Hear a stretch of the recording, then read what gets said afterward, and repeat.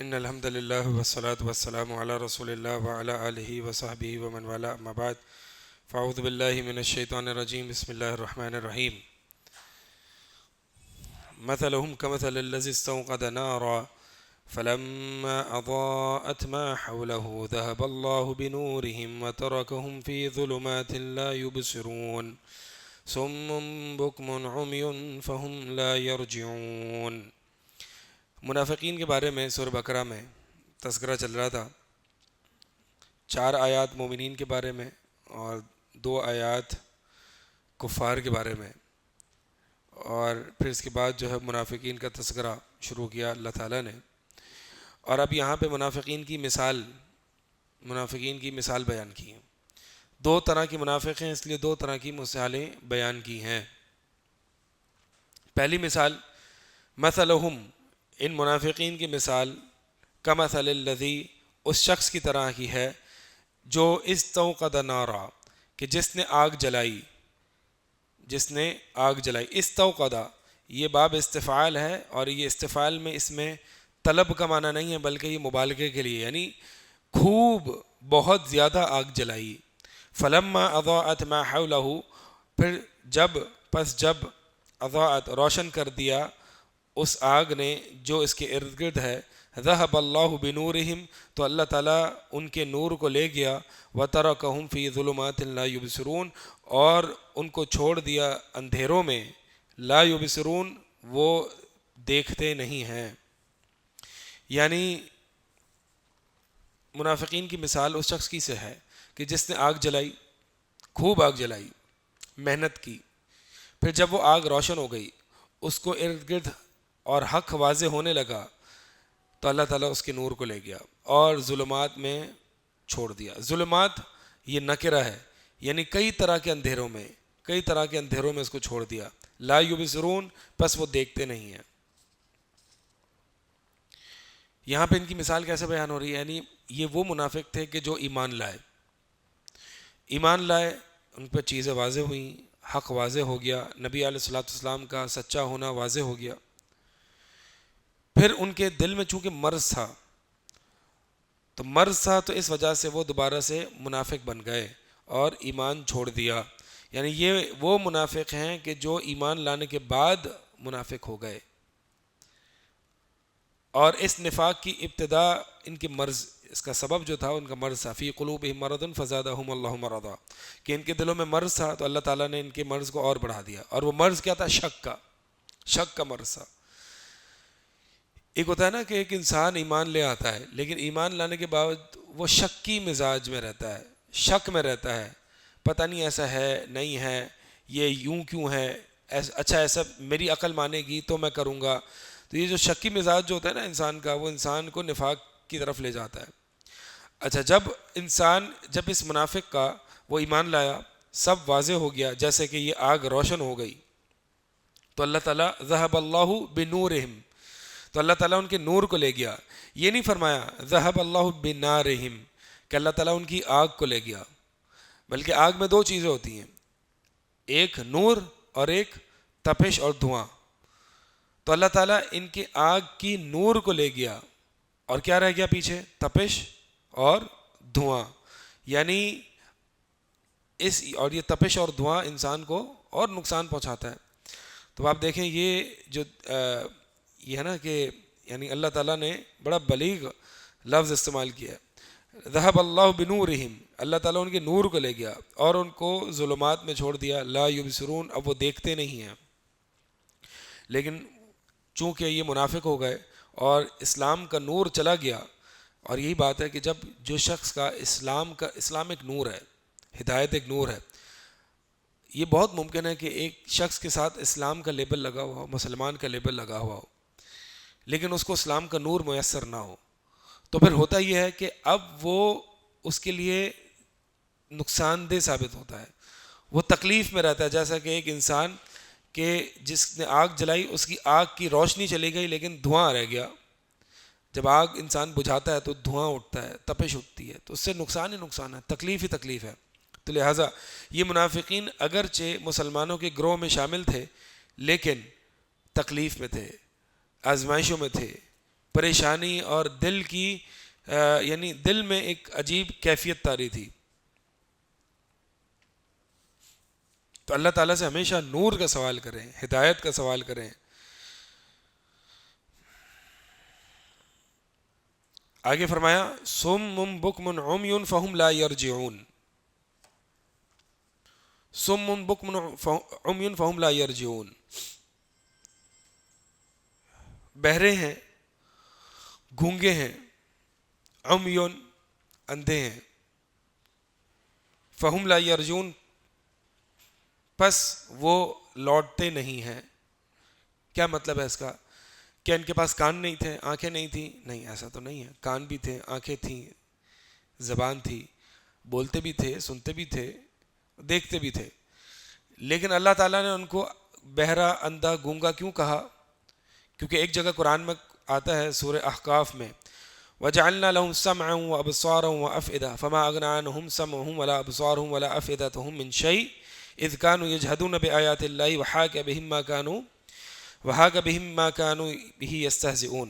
کہ اللہ تعالیٰ فرما رہا ہے کہ ہم نے ان کے لیے سمع, ابصار, ہم نے ان کے لیے ان کو سماعت دی, ان کے لیے کان دیے, آنکھیں دیں, دل دیے, لیکن ان کے نہ کان کام آئے, نہ ان کی آنکھیں کام آئیں, نہ ان کا دل کام آئے کسی بھی چیز پہ, کیونکہ وہ اللہ تعالیٰ کی آیات کا انکار کرتے تھے.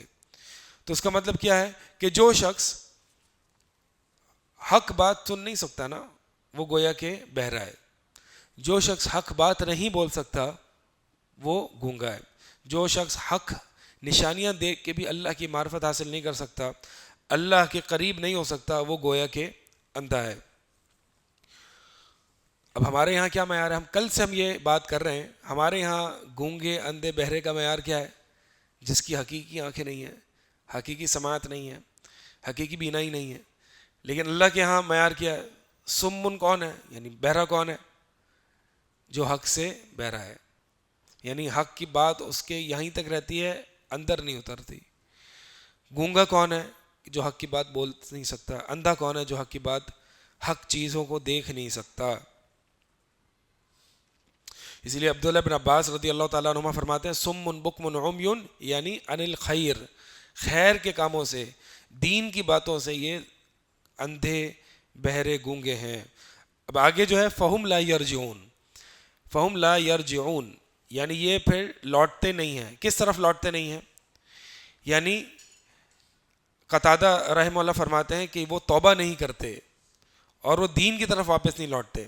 یعنی جب ایک انسان کی ہاں نفاق کی وجہ سے یہ کیفیت پیدا ہو جائے نا کہ اس کی آنکھیں, دل اور زبان یہ کام کرنا چھوڑ دیں, تو پھر وہ اب دین کی طرف واپس لوٹیں گے نہیں, وہ توبہ نہیں کریں گے, ان کو توبہ کی توفیق نہیں ملتی. تو فہم لا یرجعون کا معنی کیا ہے؟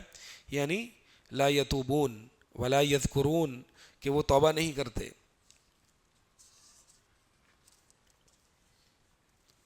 دوسری مثال منافقین کی, او کصیب من السماء فیہ ظلمات ورعد وبرق یجعلون اصابعهم فی آذانهم من الصواعق حذر الموت واللہ محیط بالکافرین. او کصیب من السماء, یا منافقین کی مثال اس جیسی ہے. کس جیسی؟ کصیب, صیب کہتے ہیں مطر کو, بارش. جیسے کہ اللہ کے نبی صلی اللہ علیہ وسلم کی دعا ہے نا, اللہم صیبا نافعا, اے اللہ نفع مند, نفع دینے والی بارش عطا فرما. تو صیب بارش کو کہتے ہیں. من السماء, یہ السماء جو ہے نا, یہ آسمان کو بھی کہتے ہیں, بادلوں کو بھی کہتے ہیں, بلندی کو بھی کہتے ہیں. تو آپ بتائیں یہاں پہ کیا معنی ہوگا؟ بارش, یا پھر بارش کی, یعنی منافقین کی مثال بارش جیسی ہے جو کہ من السماء, بادل, آسمان.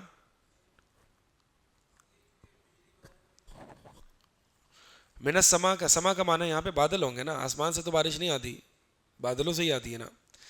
تو منافقین کی مثال بارش جیسی ہے کہ جو بادلوں سے نازل ہوتی ہے. فیہ ظلمات, اس میں کئی طرح کے اندھیرے ہیں، ورعد اور گرج ہے، بادلوں کی گرج، وبرق اور بجلی کی کڑک ہے، یجعلون اصابعهم فی آذانہم، وہ اپنی انگلیوں کو اپنے کانوں میں ڈال لیتے ہیں، من الصواعق کی، اس کڑک کی، اس بجلی کی کڑک کی وجہ سے، من الصواعق حذر الموت، موت کے ڈر کی وجہ سے، موت کے ڈر کے خوف سے، واللہ محیط بالکافرین، اور اللہ تعالیٰ کافروں کو گھیرنے والا ہے، احاطہ کرنے والا ہے۔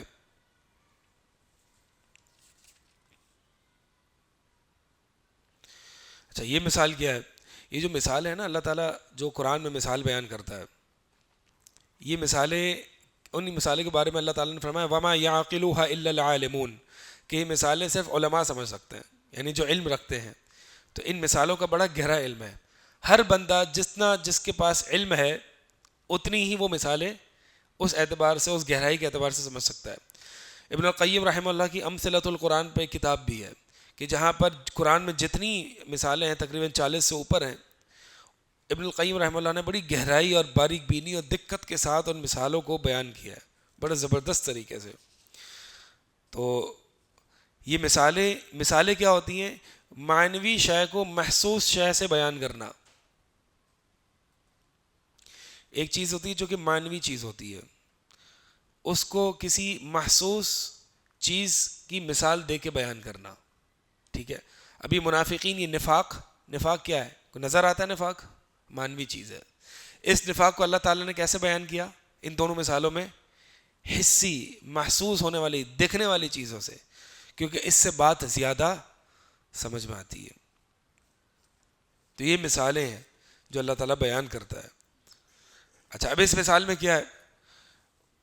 یعنی منافقین کی مثال کیسی ہے؟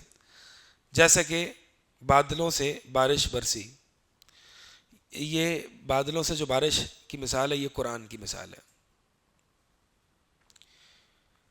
چونکہ یہ بھی قرآن بھی اوپر سے نازل ہوا ہے اللہ کی طرف سے، اور جیسے کہ بارش زمینوں کو سیراب کر کے اس میں کھیتیاں اگتی ہیں، اسی طرح قرآن نازل جو ہوتا ہے دلوں کو سیراب کر کے اس میں ایمان ابھر آتا ہے۔ تو کئی جگہ اللہ تعالیٰ نے جو ہے وہ یعنی آسمان سے بارش کی مثال قرآن کے ایمان سے بیان کی ہے۔ فیہ ظلمات، اچھا اب اس قرآن میں کیا ہے؟ ظلمات ہیں۔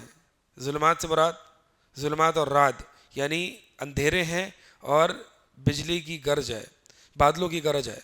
کیا مطلب؟ یعنی قرآن میں مشکل احکامات ہیں، قرآن میں مشکل احکامات ہیں، اور قرآن پر عمل کرنے سے آزمائش میں انسان آتا ہے، امتحان ہے۔ تو یہ گویا کہ اس قرآن میں ہمارے لیے امتحان ہے کہ ہم اس پر کیسے عمل کرتے ہیں۔ وبرق، اور برق یہ بجلی ہے، یہ نور ہے، یعنی قرآن میں جہاں پر احکامات ہیں جو انسان کے نفس پر گراں گزرتے ہیں اور مشکل لگتے ہیں اور انسانوں کے امتحان کے لیے، وہیں وہ نور بھی ہے، بجلی کی چمک ہے، بجلی کی چمک وہ نور، یہ بھی قرآن میں ہے۔ اچھا یجعلون اصابعهم فی آذانہم من الصواعق حذر الموت، یہ منافقین اپنی انگلیوں کو اپنے کانوں میں ڈال لیتے ہیں۔ صواعق بجلی جو گرتی ہے نا اس کو کہتے ہیں۔ تو صواعق، اور صواعق کی وجہ سے، صواعق یہ جیسے قرآن میں جہاد کے جو احکامات ہیں، تو جہاد کے احکامات جہاں پڑھائے جاتے ہیں منافقین وہاں کانوں میں انگلیاں ڈال لیتے ہیں، حذر الموت، موت کے ڈر سے۔ کیوں؟ کیونکہ ان منافقین کو زندگی بہت محبوب ہوتی ہے، دنیا بہت پسند ہوتی ہے۔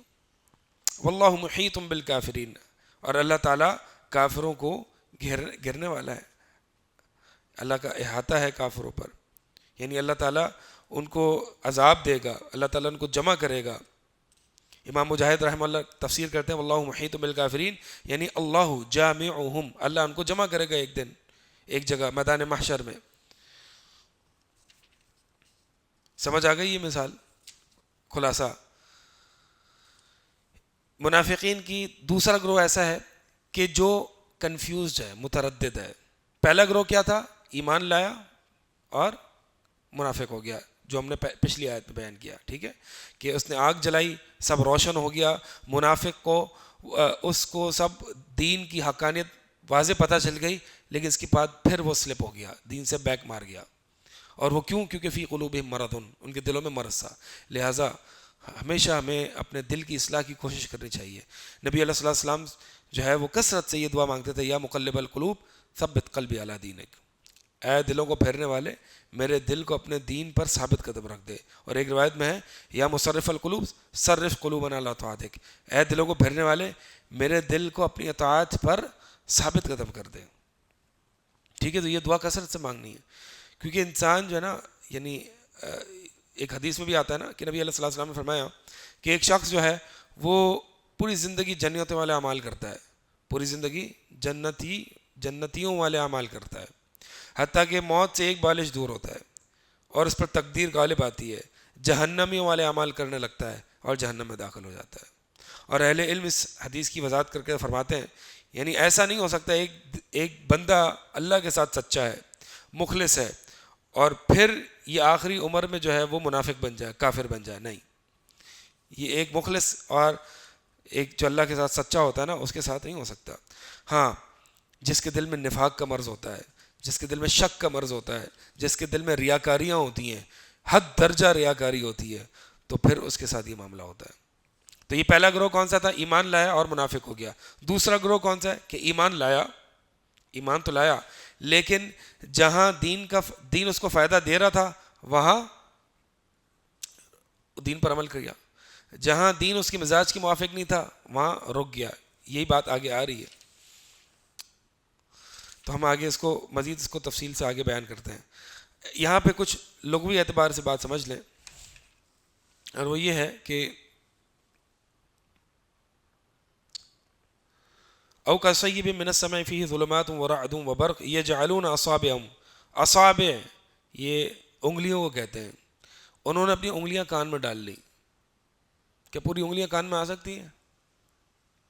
انگلیاں کان میں ڈال سکتا ہے انسان؟ مراد پورے ہیں، انگلیوں کے پورے. ٹھیک ہے، تو یہاں پہ کل بول کے جز مراد لی گئی ہے. اصابع یہ کل ہے، انگلی بول کے انگلی کا ایک حصہ مراد لیا گیا ہے. بعض اوقات جز بول کے کل مراد لیا جاتا ہے. وَارْكَعُوا مَعَ الرَّاكِعِينَ، رکوع کرو رکوع کرنے والوں کے ساتھ. اب یہ رکوع سے مراد یہاں پہ نماز ہے، تو یہاں پہ رکوع نماز کا جز ہے. تو جز بول کے کل مراد لینے سے مقصد یہ ہوتا ہے کہ وہ جز اس کل کا رکن ہے. ٹھیک ہے، اور یہاں پہ کل بول کے جز مراد لیا ہے، مراد مبالغہ ہے کہ اپنی کانوں میں انگلیاں ایسے ڈالتے جیسے کہ پوری انگلیاں ٹھوس دی. جہاد کے احکامات سے اتنا ڈرتے یہ منافقین کہ گویا کہ پوری انگلیاں ڈال دیتے. یہ مبالغہ ہے. ٹھیک ہے، تو اب یہ قرآن کا اعجاز ہے، یہ لغوی اعجاز ہیں جو اہل علم بیان کرتے ہیں. آگے چلتے ہیں. یکاد البرق، اب وہی مثال کنٹینیو ہو رہی ہے. یکاد البرق یخطف ابصارہم، قریب تھا، قریب ہے کہ یہ بجلی یخطف ابصارہم، ان کی بینائی کو اچک لے، ان کی آنکھیں بینائی اچک لے. کلما اضاء لهم مشوا فیہ، جب کبھی یہ دین، یہ روشنی ان کے لیے دین ان کے لیے روشن ہو جاتا ہے تو اس میں چلتے ہیں. وَإِذَا أَظْلَمَ عَلَيْهِمْ، اور جب ان پر تاریکی آ جاتی ہے، وہ تاریک ہو جاتا ہے، قوموا، تو وہ کھڑے ہو جاتے ہیں. کیا مطلب ہے اس کا؟ یعنی جب تک دین کے احکامات ان کو میٹھے میٹھے ہیں، مزے سے ہیں، تو وہ مشوفی، وہ چلیں گے، وہ کام کرتے رہیں گے. جہاں پہ مشکل احکامات آئیں گے وہاں پہ وہ قوموا. کہ آج اکثر امت کا حال ایسا نہیں ہے کہ جی عمرے پہ جانا ہے، مشوفی، عمرے پہ جائیں گے، مزہ آتا ہے عمرے پہ، نمازیں بھی پڑھ لیں گے کیونکہ اس میں کوئی چیز چھوڑنے کی نہیں ہے، کوئی نفس کی مخالفت نہیں ہے، کوئی جو ہے وہ یعنی کوئی اتنی مشقت نہیں ہے. لیکن ہاں قوم کی رسم و رواج چھوڑنے کا بات آئے گی، قوموا، کھڑے ہو جائیں گے. کوئی کاروبار جس میں حرام ایلیمنٹ ہے اس کو چھوڑنے کی بات آئے گی، قوموا. ٹھیک ہے، کئی رشتے ناتوں کی بات آئے گی، قوموا. کئی لبرل ویلیوز دماغ میں پھنسی ہوئی ہے اور قرآن کی آیت اس کی مخالف ہے، قوموا. ایک فیمنسٹ کو الرجال قوامون علی النساء، قوموا، اسے نہیں سمجھ میں آئے گی. ایک فیمنسٹ پڑھے گی یا پڑھے گا دونوں ہو سکتی ہے نا فیمنسٹ، کہ جو جن کو مرد کی بطور جنس ان کی قوامیت سمجھ نہیں آتی تو باقی احکامات لے لیں گے لیکن رجال کی قوامیت کو نہیں لیں گے. یہ کبر ہے. خیر، تو بات یہ ہے کہ ہم اپنے مزاج کے موافق اپنے، یہ تو یہودیوں کا تھا نا، افتؤمنون ببعض الکتاب وتکفرون ببعض، کیا تم بعض کتاب پر ایمان لاتے ہو بعض کو چھوڑ دیتے ہو؟ یعنی جہاں تمہارا مزاج بن رہا ہے وہاں بن، یعنی چونکہ فجر کی نماز صبح صبح میں نے جاگنگ کے لیے جانا ہوتا ہے، ایکسرسائز کرنے جانا ہوتا ہے، تو میں صبح جو ہے وہ فجر کی نماز باجماعت پڑھوں گا، باقی ظہر عصر عشاء اس کا کچھ اتا پتہ نہیں ہوگا. تو جو میرے مزاج کے موافق ہے وہی نمازیں پڑھوں گا، جو نہیں ہے وہ نہیں پڑھوں گا. یہ منافقین والا طرز عمل ہے. تو جب کبھی دین اسلام ان کو روشنی میں ڈالتا، جب یہ آگ ان کے لیے روشن ہوتی، ان کو مزہ آتا، تو پھر یہ چل پھرتے دین اسلام پر عمل کرتے، اور جب یہ ان پر تاریکی ڈال دیتی تو پھر یہ قوم یہ کھڑے ہو جاتے. ولو شاء، ان منافقین کو ڈرنا چاہیے، اور ان منافقین کے پیچھے چلنے والے لوگوں کو بھی ڈرنا چاہیے. کس بات سے؟ ولو شاء اللہ لذهب بسمعهم وابصارهم، اگر اللہ تعالیٰ چاہے تو اللہ تعالیٰ ان کے سماعت کو اور بصارت بینائی کو لے جائے. یعنی ہمیں اللہ تعالیٰ سے بے خوف نہیں ہونا چاہیے کہ جب اس طرح کی کہ اللہ تعالیٰ نے ہمیں آنکھیں دیں، کان دیے، اور ہم اس کو حق دیکھنے کے باوجود اپنے مصلحت کے لیے استعمال کریں، اپنی دنیا کے لیے استعمال کریں. یعنی ان آنکھوں سے دین کو، اس زبان سے دین کو پڑھیں، ان کانوں سے دین کو صرف وہی بات سنیں جو میرے مزاج کے موافق ہے. تو ایسے لوگوں کو ڈر جانا چاہیے، اللہ تعالیٰ ان کی سماعت کو اور ان کی بینائی کو نہ لے جائے. اسی لیے اللہ تعالیٰ سے جو ہے نا وہ دعا ہے نا، ایک بڑی دعا ہے اس میں ایک بیچ میں جو ہے اللہ متن اللہم باسماعنا وابصارنا وقواتنا ما احییتنا، کہ اللہ ہمیں اپنے قوت سماعت سے، بصارت سے، بینائی سے ہمیشہ اس سے ہمیں فائدہ پہنچا جب تک کہ ہم زندہ ہیں. تو اللہ تعالیٰ سے یہ دعا مانگنی چاہیے. اگر اللہ تعالیٰ ہم سے یہ بصیرت لے گیا، دل میں بصیرت نہ ہونے کی وجہ سے اس آنکھوں کی بینائی کو اگر اللہ تعالیٰ لے گیا بطور سزا کے، تو ہم کیا کر سکتے ہیں؟ اسی لیے اللہ تعالیٰ سے یہ دعائیں مانگنی چاہیے ہمیں، اور اس نفاق کی بیماری سے بچنا چاہیے. اور یہ آیت اس جیسی آیت کی طرح ہے جو کہ سورہ حج میں ہے، وَمِنَ النَّاسِ مَن يَعْبُدُ اللَّهَ عَلَىٰ حَرْفٍ، کہ لوگوں میں سے کچھ ایسے لوگ ہیں کہ جو اللہ تعالیٰ کی عبادت کرتے ہیں ایک کنارے پر ٹھہر کے. یہ کنارہ ہے نا، یہ ٹیبل کا کنارہ، کبھی بھی انسان گر سکتا ہے. ٹھیک ہے، کیا مطلب اس کا؟ کہ ان اصابہ خیر اطمأن بہ، کہ جب ان کو کوئی خیر کی باتیں پہنچتی ہیں تو وہ بڑے دین پر مطمئن ہوتے ہیں، ان کو دین پر عمل کرنے میں مزہ آتا ہے. وَإِنْ أَصَابَتْهُ فِتْنَةٌ انقلب عَلَى وَجْهِهِ، اور جب ان کو کوئی مشکل، کوئی تکلیف، کوئی فتنہ پہنچتا ہے تو وہ اپنے منہ کے بل پھر جاتے ہیں. خَسِرَ الدُّنْيَا وَالْآخِرَةَ، یہ دنیا اور آخرت میں خسارہ پا گئے. ذَلِكَ هُوَ الْخُسْرَانُ الْمُبِينُ، اور یہی حقیقی واضح خسران ہے، واضح خسران ہے. تو لہٰذا ہمیں اس بات سے، خیر مقصد یہ ہے کہ اس بات سے ہمیں بچنا چاہیے کہ جو دین میرے مزاج کے موافق ہوگا اس کو لوں گا، جو میرے مزاج کے موافق نہیں ہوگا اس کو نہیں لوں گا. یہ منافقین کا طرز عمل ہے. ان کو ڈرنا چاہیے کہ اللہ تعالیٰ ان کی بینائی کو لے جائے، ان کی سماعت کو ختم کر دے. اچھا، جو شروع میں ہے نا یکاد البرق یخطف ابصارہم، کہ قریب ہے کہ یہ قرآن کی جو بجلی ہے ان کی بینائی کو چھین لے. یعنی کیا مطلب؟ ایک تو منافقین کے پاس بینائی بڑی کمزور ہوتی ہے، اور پھر یہ قرآن کا جو برق ہے، قرآن کی جو دلیل ہے، یہ بڑی مضبوط ہوتی ہے. تو جب دلیل مضبوط ہے اور بینائی کمزور ہے تو یہ قرآن کی مضبوط دلیل اس کی بینائی کو جو ہے وہ لے جاتی ہے. جیسے کہ اللہ تعالیٰ نے قرآن فرمایا نا آگے کہ یضل بہ کثیرا، کہ قرآن کے ذریعے بہت سے لوگ گمراہ ہو جاتے ہیں. یعنی جب انسان کے اندر بصیرت کی کمی ہوتی ہے نا، کیا بہت سے لوگ اپنی گمراہیاں قرآن سے نہیں ثابت کرتے ہیں؟ تو ان کی یہ نفاق ہے. یہ کیوں؟ کیونکہ ان کی بینائی کمزور ہے. تو قرآن جو کہ ایک بڑی بجلی کی مانند ان پر گرتا ہے اور ان کی بینائی کمزور ہوتی ہے تو ان کی بصیرت چلی جاتی ہے، یعنی حق کی بصیرت. ان اللہ علی کل شیء قدیر. تو یہ کوئی نہ سمجھے کہ کوئی نفاق کے باوجود دیکھ رہا ہے، سن رہا ہے، بول رہا ہے تو وہ ہمیشہ اسی پر رہے گا. اللہ تعالیٰ ان چیزوں پر قادر ہے کہ اللہ تعالیٰ ان چیزوں کو لے جائے.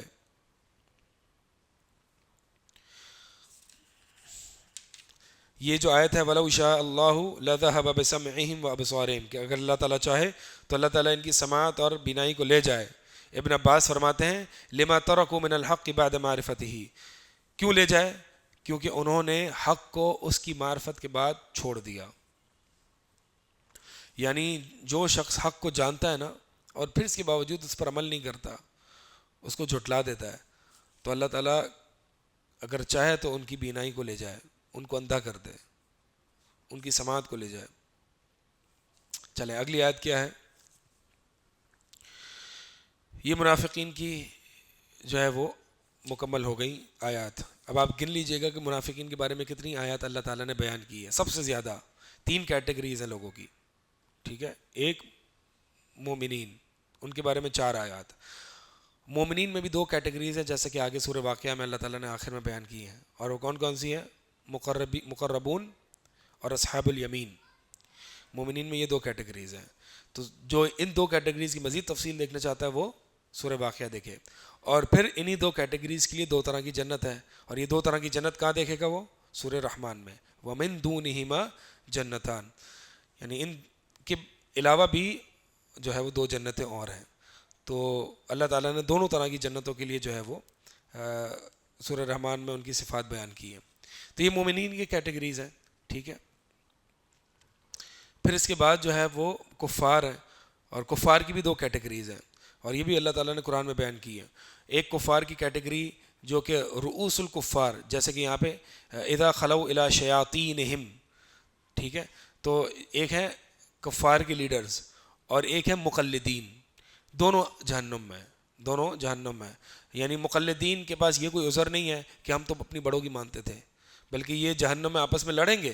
وَيَتَحَاجُونَ فِي النَّارِ فَيَقُولُ الضُّعَفَاءُ لِلَّذِينَ اسْتَكْبَرُوا إِنَّا كُنَّا لَكُمْ تَبَعًا، کہ یہ جو ضعفاء ہیں یعنی جہنم میں آپس میں لڑیں گے. ایک مقلدین جو کہ کمزور ہیں اور ایک مستکبرین جو کہ ان کے لیڈرز ہیں، دونوں آپس میں لڑیں گے. اور یہ جو ضعفاء ہے، کمزور مقلدین ہیں، وہ کہیں گے لیڈر سے کہ ہم تو دنیا میں تمہاری پیروی کرتے تھے، اب بچاؤ ہمیں اس عذاب سے. تو وہ کہیں گے کہ اللہ تعالیٰ نے اس کا جو ہے فیصلہ کر دیا ہے اِنَّا كُلٌّ فِيهَا، کہ ہم سب اسی آگ میں ہیں.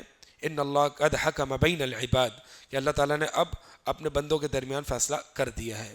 تو یہ تمہارا کوئی ایکسکیوز نہیں ہے، تم نے ہماری کیوں پیروی کی. اللہ تعالیٰ نے تمہیں عقل دی تھی، آنکھیں دی تھی، تم سوچ سکتے تھے. تو یہ کفار کی 2 کیٹیگریز ہیں، یہ بھی دونوں جہنم میں.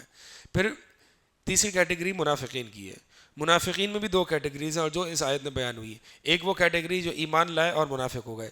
دوسری وہ کیٹیگری کہ جو ایمان تو لائے، بڑا متذبذب اور بڑا کنفیوز سا ایمان ہے ان کا. یعنی کبھی دین کو مزہ دیتا تو لے لیتے، نہیں دیتا تو چھوڑ دیتے. یعنی شک اور متردد کی اس میں، جیسے کہ نبی علیہ السلام کی حدیث ہے، کل صحیح مسلم کی حدیث بیان کی کہ ایک بکری کی طرح جو کبھی ادھر ریور میں جاتی ہے، کبھی ادھر ریور میں جاتی ہے، لا الہ الا ولا الہ الا، کہ نہ کبھی اس طرف ہے نہ اس طرف. یہ منافقین کی 2 کیٹیگریز ہیں. اور پھر ایک مسلمان منافق کی بھی کیٹیگری ہے نا، جس کے بارے میں کل ہی میں نے حدیث بتائی تھی کہ جس بندے کے اندر 4 صفات پائی جاتی ہے وہ خالص منافق ہے، اور جس کے اندر کچھ صفات پائی جاتی ہے وہ منافق کی کچھ خصلتیں ہیں اگرچہ وہ مسلمان ہے. اللہ تعالیٰ بہتر جانتا ہے اس کا انجام کیا ہے. اگر موحد ہے تو پھر بالآخر اس کا ٹھکانہ جنت ہے. چلیں آگے.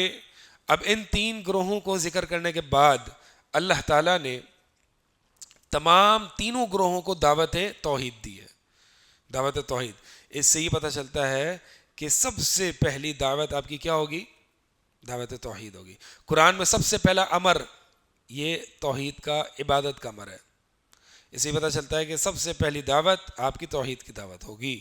یا ایھا الناس اعبدوا. اب دیکھیں تینوں کیٹیگری گزر چکی نا، تینوں کو دعوت دی جا رہی ہے. الناس، یا ایھا الناس.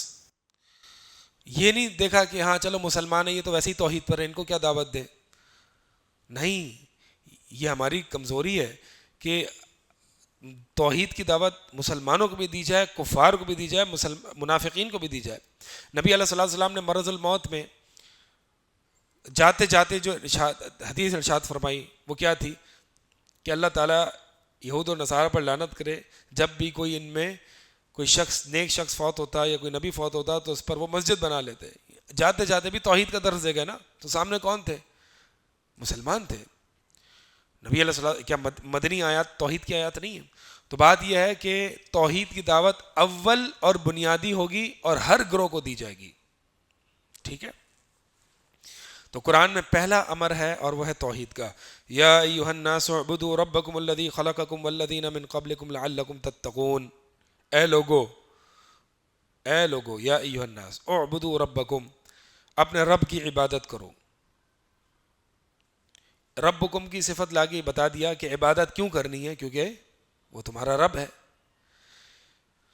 تو عبدو یہ توحید الوہیت ہے، ربکم یہ توحید ربوبیت ہے. اور توحید الوہیت کی دلیل توحید ربوبیت ہے. عبادت کرو، دلیل کیا ہے؟ کیونکہ وہ تمہارا رب ہے. اور توحید ربوبیت جو ہے وہ مستلزم ہے توحید الوہیت کو، کہ جب کسی کو رب مانتے ہو، جب کسی کی عبادت کرتے ہو تو لازماً اس کو رب بھی مانتے ہوں گے. تو جو رب نہیں وہ عبادت کے لائق نہیں. تو گویا اعبدوا ربکم میں اس مختصر سے جملے میں اللہ تعالیٰ نے بنیادی دلیل دے دی توحید الوہیت کی. الذی خلقکم والذین من قبلکم، کہ وہ رب کہ جس نے تمہیں پیدا کیا، والذین من قبلکم اور تم سے پہلے کے لوگوں کو پیدا کیا، لعلکم تتقون تاکہ تم متقی بن جاؤ، تاکہ تم بچ جاؤ، متقی بن جاؤ، تقوی اختیار کرو. ایک ہی معنی ہے. عبادت کیا ہے؟ ایک تو شیخ الاسلام ابن تیمیہ رحمہ اللہ کی مشہور تعریف ہے جو ہم عموماً پڑھتے ہیں کہ اسم جامع، کہ ایک ایسا جامع تصور کہ ہر وہ چیز کہ جس سے اللہ محبت کرتا ہے، قول ہو، فعل ہو یا دل کا عمل ہو، ہر وہ چیز جو اللہ کو محبوب ہے.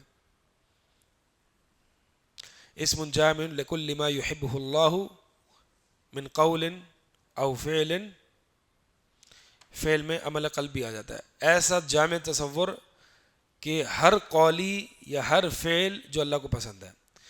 یہ عبادت کا معنی اپنے اعتبار سے بڑا عام معنی ہے، عموم ہے اس میں. اچھا، ایک عبادت کی تعریف ہے، میں نے پڑھی تھی اور وہ زیادہ مجھے اچھی معلوم ہوتی ہے.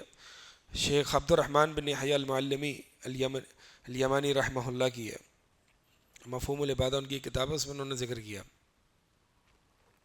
اس میں طلب المنفعت الغیبی، کہ اللہ تعالیٰ سے یا کسی سے بھی غیبی منفعت طلب کرنا، خضوع اختیاری لطلب المنفعت الغیبی، یعنی غیبی منفعت طلب کرنے کے لیے اختیاری عاجزی اختیار کرنا. کیا مطلب ہے اس کا؟ منفعت الغیبی یعنی اب اس میں جو ہے نا وہ سارے اعتراضات کا جواب مل جاتا ہے کہ جو مشرکین کرتے ہیں. اب مثال کے طور پر ہم ہم کہتے ہیں نا کہ دعا عبادت ہے، ہم کہتے ہیں کہ دعا عبادت ہے، پکارنا عبادت ہے. تو وہ کہتے ہیں آپ پولیس سے مدد مانگ رہے ہو تو یہ بھی شرک ہو گیا. تو ہم کہتے ہیں نہیں، خضوع اختیار لطلب المنفعت الغیبی، غیبی منفعت طلب کرنا یعنی اولاد مانگنا یہ غیبی منفعت ہے، بارش مانگنا، رزق مانگنا یہ غیبی منفعت ہے. یہ مانگنا اور اس مانگنے کے لیے عاجزی اور وہ بھی اختیاری طور پر جو ہے وہ اختیار کرنا، تو یہ جو ہے وہ عبادت ہے. الذی خلقکم، اب رب کون ہے تمہارا یہ بھی بتا دیا کہ جس نے تمہیں پیدا کیا، والذین من قبلکم اور تم سے پہلے لوگوں کو پیدا کیا. اچھا، عبادت کیوں کرنی ہے؟ لعلکم تتقون تاکہ تم بچ جاؤ. کس سے؟ اللہ کے عذاب سے، جہنم کی آگ سے.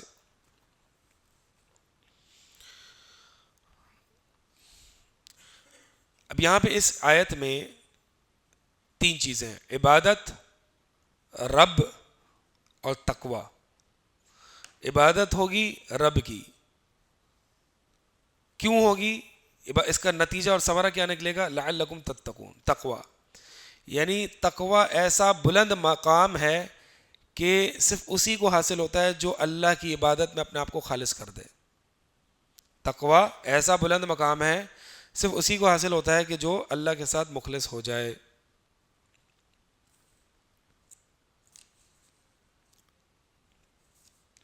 اچھا پیچھے آیات دیکھیں,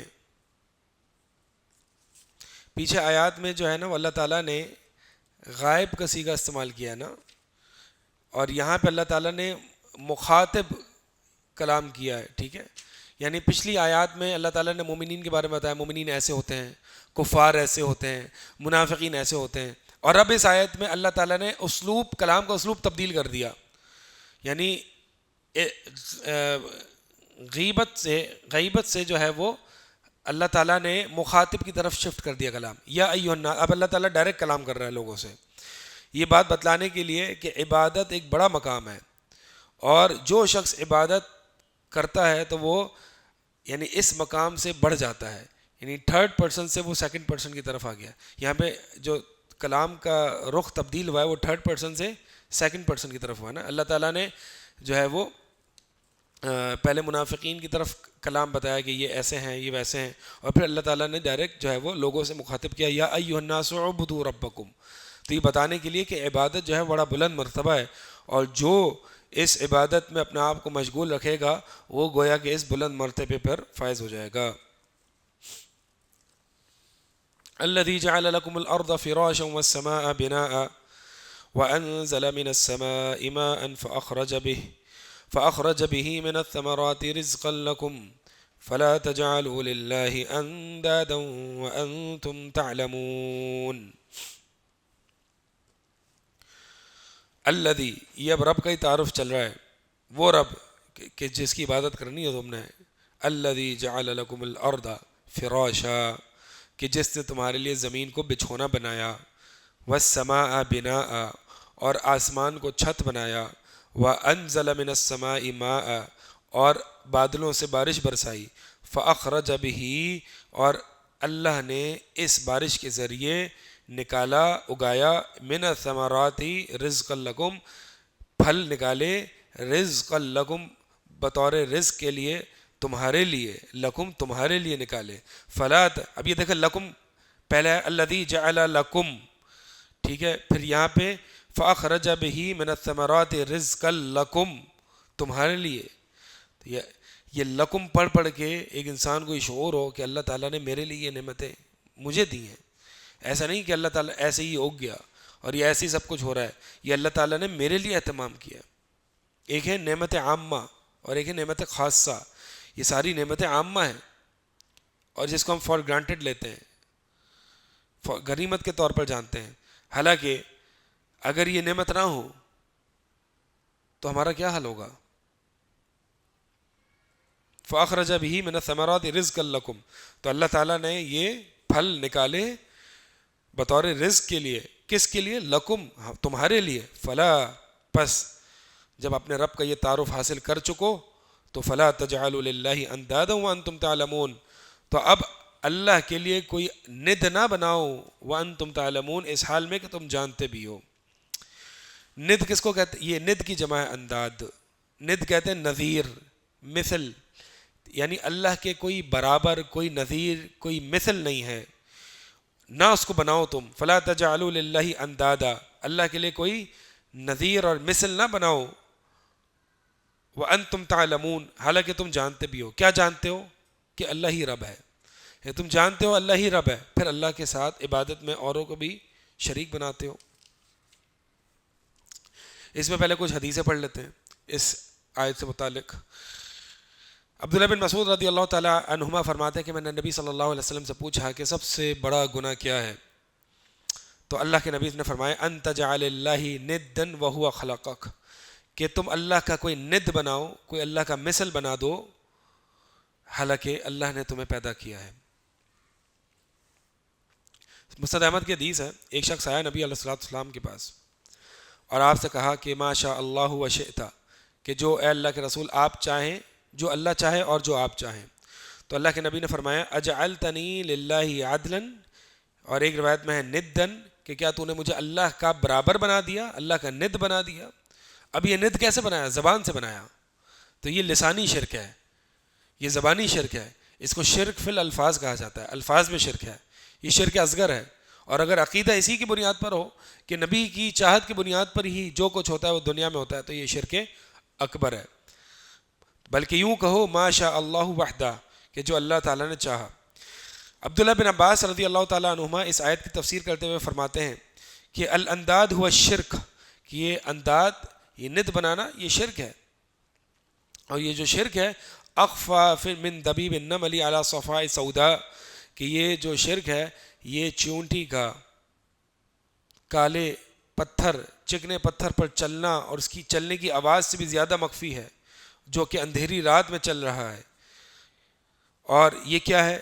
آگے وضاحت کرتے ہیں، فرماتے ہیں کہ ایک انسان یوں کہتا ہے واللہ و حیاتک یا فلانا و یا حیاتی و حیاتی، یعنی اس طرح سے کہنا کہ میری تمہاری زندگی کا قسم، اور اوے فلاں تمہاری ذات کی قسم. تو یہ غیر اللہ کی قسم کیا ہے؟ یہ اللہ کے ساتھ ند بنانا ہے، شرک ہے. اسی طرح یوں کہنا کہ اگر یہ ولولا کلبہ ھذا لاتانا اللصوص، کہ اگر یہ کتا نہ ہوتا تو یہ چور آ جاتے، یہ بھی کیا ہے؟ ند بنانا ہے. تو یہ دیکھیں صحابہ کیسے آیات کی تفسیر بیان کر رہے ہیں، یعنی آیت اپنے اس میں عام ہے، ہر طرح کا شرک اس میں داخل ہے، شرک اکبر بھی اور شرک اصغر بھی. تو فلا تجعلوا للہ اندادا میں شرک اکبر بھی ہے، شرک اصغر بھی ہے. اور صحابہ عموماً ایسی تفسیر مثالوں کے ذریعے بیان کرتے تھے، کیونکہ معنی تو ان کو پتہ ہوتا تھا. اب ہم جو تفسیر کرتے ہیں نا، ہمیں معنی بھی بتانا ہوتا ہے اور پھر مثالوں سے باتیں بھی واضح کرنی ہوتی ہیں. تو صحابہ بس مثالیں بیان کر کے اس کا معنی بتا دیتے تھے کہ یہ مثال دے سمجھ لو، ٹھیک ہے. اچھا، یہ جو یہاں پہ ہے، یعنی اللہ تعالیٰ نے فرمایا کہ الذی جعل لکم الارض فراشا والسماء بناء وانزل من السماء ماء فاخرج به من الثمرات رزقا لکم، یعنی اللہ تعالیٰ نے اپنی ربوبیت کو توحید الوہیت کی دلیل بنایا. فلا تجعلوا للہ اندادا وانتم تعلمون. اب یہ تعلمون کا مفعول محذوف ہے، تعلمون ماذا، یعنی تم اللہ کے لیے ند نہ بناؤ حالانکہ تم جانتے بھی ہو. کیا جانتے ہو؟ ہاں یہی باتیں ہیں کہ تم جانتے ہو کہ اللہ ہی تمہارا رب ہے، لیکن یہاں پہ محذوف کر دیا، حذف کر دیا. کیوں؟ یعنی یہ توبیخ میں زیادہ بلیغ ہے. جیسے کہ آپ کسی کو ڈانٹتے ہو اور زیادہ پرزور طریقے سے ڈانٹتے ہو، تم جانتے ہو تم نے کیا کیا ہے، بتاتے نہیں ہو تم نے کیا کیا ہے، ٹھیک ہے. تو جب یہ ڈانٹ ڈپٹ میں اور توبیخ میں مفعول محذوف ہو جاتا ہے نا، تو پھر یہ اس توبیخ میں مزید مبالغہ اور جان پیدا کر دیتا ہے. یعنی تم جانتے ہو اس کے باوجود جو ہے وہ تم یہ کر رہے ہو، تو تم جانتے ہو کہ میں تمہارا رب ہوں، یہ مراد ہے. وَإِن كُنتُمْ فِي رَيْبٍ مِّمَّا نَزَّلْنَا عَلَىٰ عَبْدِنَا فَأْتُوا بِسُورَةٍ مِّن مِّثْلِهِ وَادْعُوا شُهَدَاءَكُم مِّن دُونِ اللَّهِ إِن كُنتُمْ صَادِقِينَ. وَإِن كُنتُمْ فِي رَيْبٍ مِّمَّا نَزَّلْنَا، اب اللہ تعالیٰ نے فرمایا کہ اگر تم ریب میں ہو، فی ریب، اگر تم ریب میں ہو، شک میں ہو. میں نے کل بتایا تھا ریب کس کو کہتے ہیں؟ ایسا شک جس میں خوف ہو، تردد ہو، بے چینی ہو، اضطراب ہو، وہ شک آپ کو جینے نہ دے. ایک تو آپ شک کرتے ہیں نا یہ ایسا ہے یا ویسا، بس ٹھیک ہے شک ہے. ایک ایسا شک ہے جو آپ کو مزید کنفیوژن میں ڈال رہا ہے، اضطراب میں ڈال رہا ہے. تو اس کا مطلب یہ ہے کہ جو شخص دین اسلام اور قرآن کے بارے میں ریب میں ہوتا ہے نا، اس کی زندگی کنفیوز اور ڈپریشن میں رہتی ہے، وہ کبھی بھی پرسکون نہیں ہو سکتا، اس کا دل کبھی بھی سکون میں نہیں آ سکتا. فرمایا وَإِن كُنتُمْ فِي رَيْبٍ مِّمَّا نَزَّلْنَا عَلَىٰ عَبْدِنَا، اگر تم اے لوگو، اگر تم شک میں ہو اس بارے میں کہ جو ہم نے اپنے بندے پر نازل کیا، یعنی نبی علیہ الصلوۃ والسلام پر، فَأْتُوا، تو بس لے آؤ، بِسُورَةٍ مِّن مِّثْلِهِ، کوئی بھی صورت اس قرآن جیسی صورت کی طرح. یہ چیلنج ہے. وَادْعُوا شُهَدَاءَكُمْ، اور اپنے مددگاروں کو اور معبودان باطلہ کو جن کو تم پکارتے ہو ان کو بھی بلا لو، من دون اللہ، اللہ کے علاوہ، ان کنتم صادقین، اگر تم واقعی سچے ہو. کس چیز میں سچے ہو؟ یعنی اگر تم سچے ہو کہ یہ قرآن منزل من اللہ نہیں ہے تو پھر لے آؤ، جتنے بھی لوگ ہیں، جتنے بھی تمہارے معبود ہیں، سب کو اکٹھا کر کے جمع کر کے لے آؤ، ایک اس جیسی صورت بنا کے لے آؤ۔ یہ چیلنج ہے، کھلے عام چیلنج۔ یہاں پہ اس پوری صورت کا چیلنج ہے، دیگر آیات میں 10 آیتوں کا چیلنج ہے، بعض میں ایک آیت کا بھی چیلنج ہے۔ یعنی ایک کوئی بھی چھوٹی سے چھوٹی صورت جو ہے نا، اس کی سب سے جو چھوٹی صورت ہے اس جیسی صورت لے آؤ۔ لیکن آج تک یہ قرآن کا سب سے بڑا معجزہ ہے۔ اب میں ایک عام سا انسان ہوں، مجھے نہیں پتا کہ قرآن میں کیا معجزہ ہے، مجھے اس کی لغت سمجھ نہیں آتی، ٹھیک ہے، مجھے اس کی عربی کا معجزہ سمجھ میں نہیں آتا، تو مجھے نہیں پتا، لیکن کم سے کم مجھے یہ پتا ہے کہ جو اس قرآن کو سمجھتے ہیں اور جو ایکسپرٹس ہیں اس فیلڈ کے، وہ بھی آج تک اس قرآن جیسی کوئی چیز نہیں لا سکے۔ کسی نے آج تک یہ دعویٰ نہیں کیا، دعوے تو کیے بڑے کہ ہاں یہ دیکھو میں نے قرآن جیسا بنا لیا، لیکن اس فیلڈ کے ایکسپرٹس نے اس کو قبول کیا؟ مسلمہ کذاب نے اور صحابہ کے دور میں ایسی قادیانیوں نے، سب نے ایسے حرکتیں کی ہیں، لیکن بات یہ ہے کہ بات آپ کی کب قبول کی جائے گی؟ جب اس فیلڈ کے ایکسپرٹس مانیں گے۔ تو آپ ٹھیک ہے، آپ نے دعویٰ کر لیا، سارے عربوں کو بلاؤ جو بلیغ اور فصیح عرب ہیں، وہ اس بات کو تسلیم کر لے ہاں تم نے ایسی چیز لائے ہو جو قرآن جیسی ہے، تو پھر یہ قرآن کا چیلنج پورا ہوگا، ورنہ نہیں۔ سمجھ آ رہی ہے بات؟ قرآن کا معجزہ نہیں ہے، 1400 سال سے کوئی بھی نہیں لایا، کوئی نہیں لایا۔ اور قرآن کی جو معجزہ ہے، یہ ایسا نہیں ہے کہ یہ صرف دعویٰ ہے، بڑے بڑے ایکسپرٹس نے اس کو ایکسیپٹ کیا ہے۔ اور عربی جو اس وقت کے عرب دان تھے، اس سے بڑا ایکسپرٹ کون ہو سکتا ہے؟ کیا وہ یہ آیت نہیں پڑھتے تھے؟ کوئی لایا ابو جہل جیسی آیت لایا، ابو لہب لایا، کوئی اس طرح کے کفار جو کہ سب سے پہلے ایکسپرٹس ہیں اس فیلڈ کے، وہ کچھ نہیں لا سکے، تو بعد والے کیا لائیں گے؟ اچھا، اب یہ قرآن کس چیز میں معجزہ ہے؟ ہر اعتبار سے، کانٹینٹ کے اعتبار سے، موضوع کے اعتبار سے، دل جھنجھوڑنے کے اعتبار سے، لغت کے اعتبار سے، بلاغت کے اعتبار سے، ہر اعتبار سے، کلام کا جو سٹرکچر ہے، سینٹنس سٹرکچر ہے، اس اعتبار سے۔ یعنی یہ قرآن واحد ایسی چیز ہے کہ جس کو جتنی دفعہ پڑھتے ہیں اتنا دل زیادہ چاہتا ہے پڑھنے کا۔ رمضان میں آپ دیکھ لیں، رمضان میں آپ کی تلاوت قرآن بڑھ جاتی ہے اور مزہ آتا ہے، آپ کو دل چاہتا ہے پڑھنے کا، تھکتا نہیں انسان سے۔ کوئی بھی انسان کا کلام ہونا، آپ وہ ایک حد تک، ایک پوائنٹ تک آپ تھک جاتے ہیں، تو اس اعتبار سے بھی معجزہ ہے۔ اتنے چھوٹے چھوٹے بچوں کے سینوں میں قرآن محفوظ ہے، معجزہ نہیں ہے کیا؟ کوئی ایسی کوئی مخلوق کو دوسرا کتاب لے آؤ کہ اتنے بچے حفظ کر کے نکلتے ہوں۔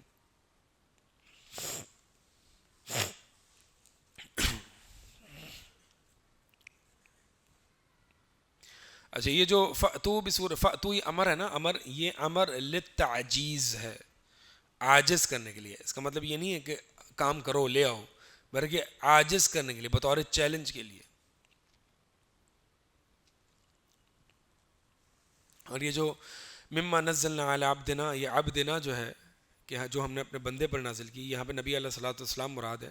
اور یہ عبد، یہ نبی علیہ الصلوۃ والسلام کا سب سے اعلیٰ وصف ہے، اس لیے اہم مقامات پر اللہ تعالیٰ نے اللہ کے رسول کا جو وصف عبودیت ہے وہ ذکر کیا ہے۔ اسراء کے مقام پر سبحان الذی اسریٰ بعبدہ، اسی طرح سورہ جن میں وَلَمَّا قَامَ عَبْدُ اللَّهِ يَدْعُوهُ كَادُوا يَكُونُونَ عَلَيْهِ لِبَدًا، تو جنوں کو دعوت دینے کے مقام پر، چیلنج دینے پر، اور اسی طرح جو ہے اور اہم مقامات پر جو ہے وہ اللہ کے رسول صلی اللہ علیہ وسلم کا وصف عبودیت۔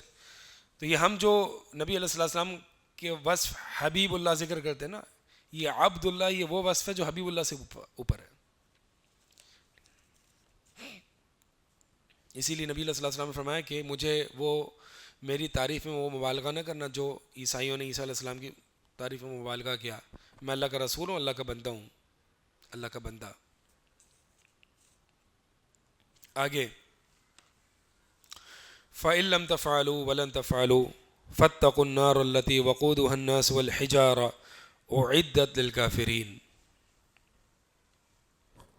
اگر تم یہ نہیں کر سکے اور تم ہرگز نہیں کر سکو گے.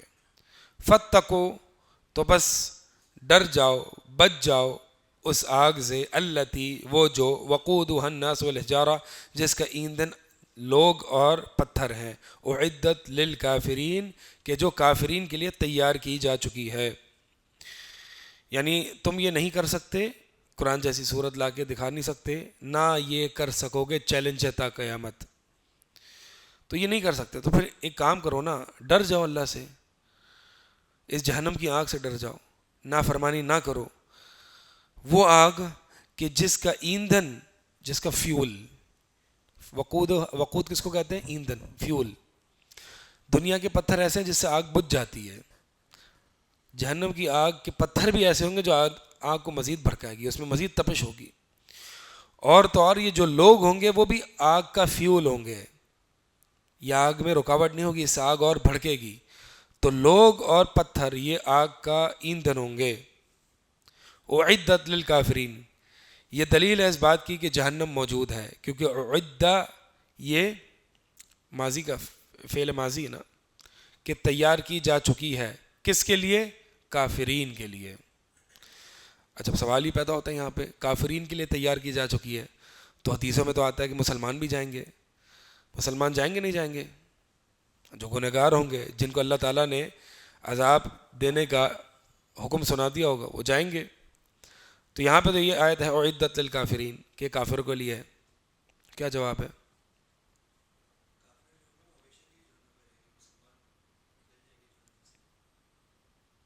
نہیں، تیار تو کافروں کے لیے کی گئی ہے نا. ہاں، یعنی مسلمان گنہگار نہیں جائے گا، تو تیار تو کافروں کے لیے ہوئی ہے.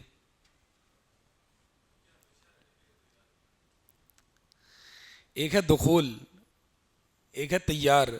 یہ تیار تو کافروں کے لیے ہوئی ہے. مسلمان ایسی حرکتیں کر کے صرف داخل ہوں گے، لیکن ہمیشہ نہیں رہیں گے اس میں. یعنی عارضی طور پر جانا گویا کہ ایسا نہیں ہے کہ اس کے لیے تیار کیا گیا ہے. اللہ تعالی ہمیں جہنم کی آگ سے محفوظ رکھے.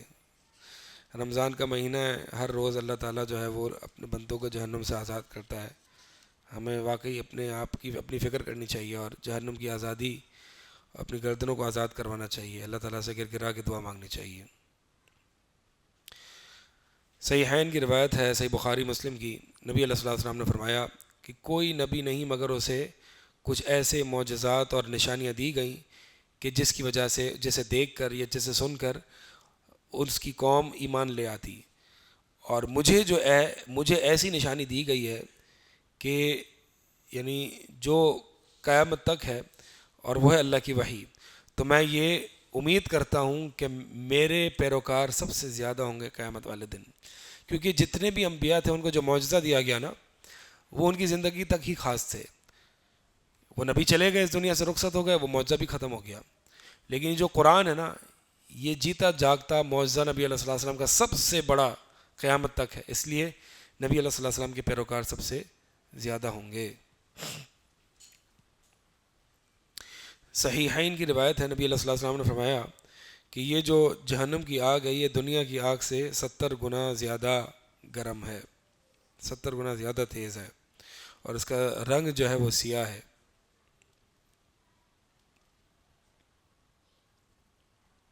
ایک اور حدیث میں آتا ہے کہ جب گرمی کی شدت بڑھ جائے تو نماز کو تھوڑا تاخیر کر کے پڑھو، یعنی ظہر کی نماز.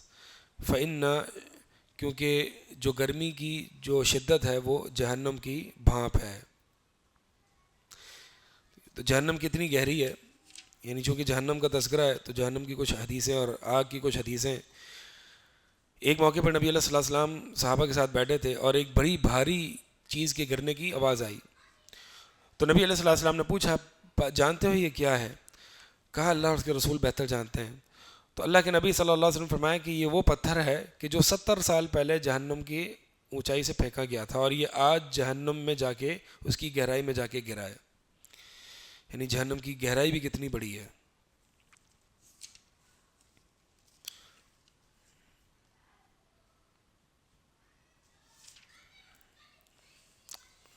آیت نمبر 25.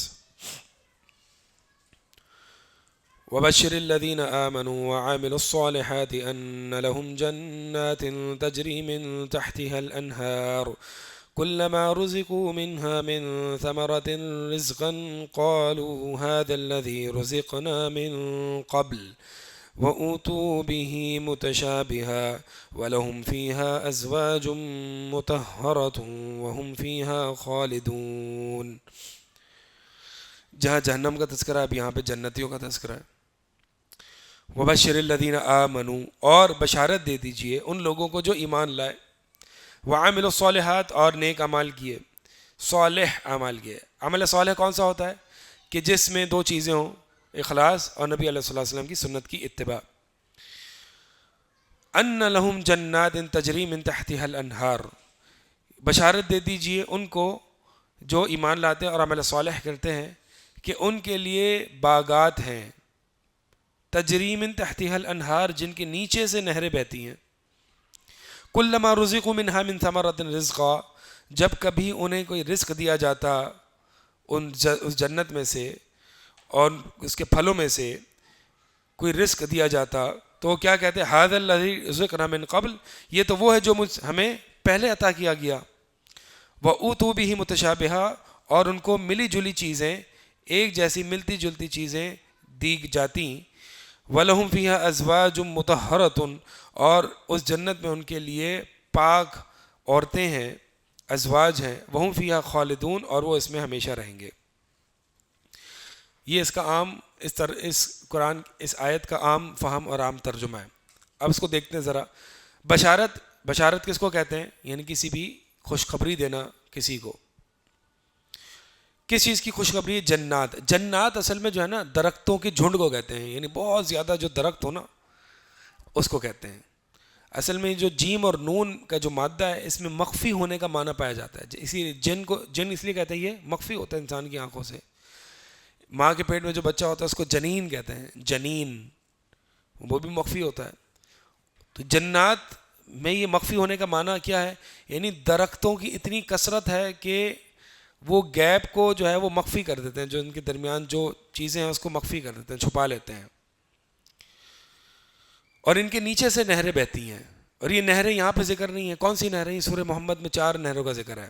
فیہا انہار من ماء غیر آسن، پانی کی نہر ہے جس میں کبھی بدبو پیدا نہیں ہوتی.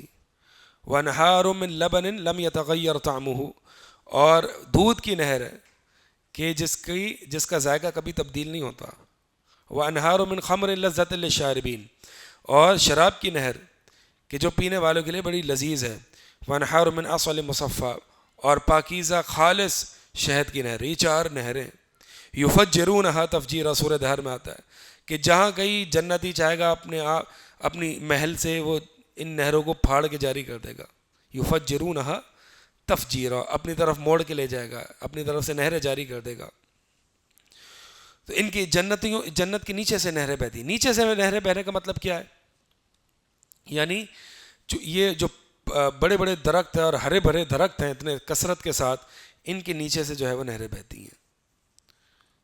کلما رزقوا منہا من ثمرۃ رزقا، جب کبھی ان کو اس جنت میں سے کوئی پھل یا میوہ بطور رزق دیا جاتا تو وہ کیا کہتے؟ یہ تو ابھی ہمیں ملا تھا. پہلے ملا تھا سے کہ 2 معنی ہیں.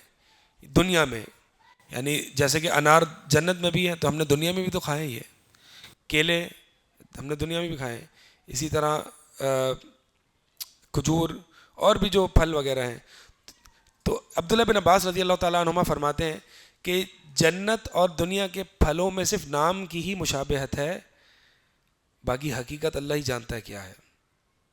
صرف نام ایک جیسے ہیں، ذائقہ کیسا ہے یہ نہیں پتہ، یہ اللہ ہی کو پتہ ہے.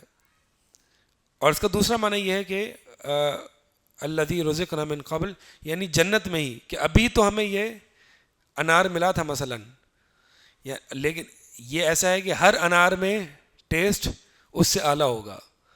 اور یہ جو اکنامکس میں ہم پڑھتے ہیں نا، لا آف ڈیمنشنگ مارجنل یوٹیلیٹی ہوتا ہے. کیا ہوتا ہے کہ ہر زیادہ ایڈیشنل چیز کو کنزیوم کرنے سے انسان کے اندر کنزمپشن پاور ختم ہو جاتی ہے، بور ہو جاتا ہے انسان.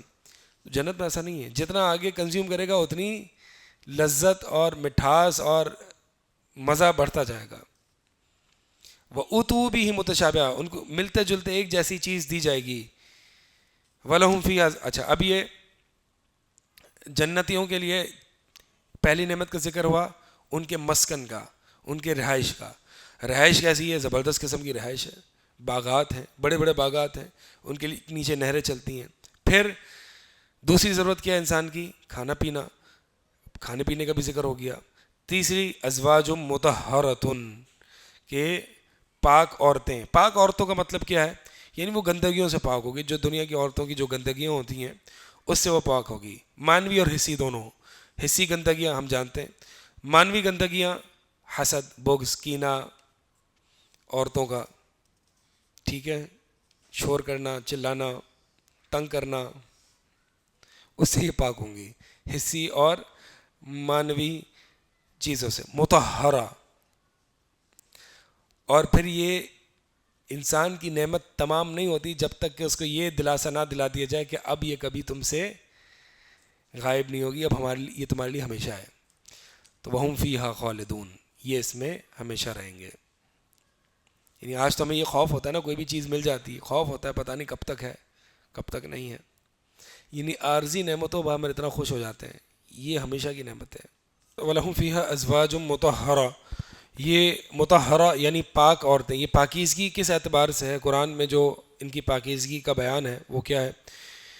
ایک تو فیہ، یعنی سورہ رحمان میں فیہن قاصرات الطرف لم یطمثہن انس قبلہم ولا جان، یعنی ان کو اس سے پہلے انسانوں نے نہ کسی جن نے چھوا ہوگا.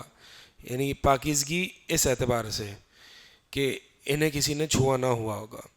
اور اسی طرح جو ہے وہ سورہ رحمان میں ہی ہے کأنہن الیاقوت والمرجان، کہ یہ جو عورتیں ہوں گی وہ یعنی یاقوت سرخ قسم کے پتھر کو کہتے ہیں، سرخ رنگ کے پتھر کو کہتے ہیں، اور مرجان چھوٹے موتیوں کو کہتے ہیں. یعنی بڑی پاک شفاف اور رنگت کے اعتبار سے، تو یہ بھی مطہرہ کے معنی میں آتا ہے. اسی طرح وحور عین کامثال اللؤلؤ المکنون، اور بڑی بڑی آنکھوں والی، اور کامثال اللؤلؤ المکنون، یعنی ان عورتوں کی اللؤلؤ المکنون کی طرح جو ہے وہ مثال بیان کی گئی ہے. یعنی جو محفوظ کیے ہوئے موتی ہوتے ہیں، یعنی ایک ان کی جو ہے وہ حساسیت اور حفاظت اور اپنے خیموں میں رہنا، حور مقصورات فی الخیام، کہ اپنے خیموں میں رہتی ہیں.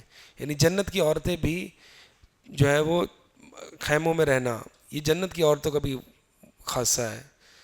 جیسے کہ دنیا کی نیک عورتوں کا خاصہ کیا ہے کہ وہ وقرن فی بیوتکن، کہ وہ جو ہے وہ گھروں میں رہنا.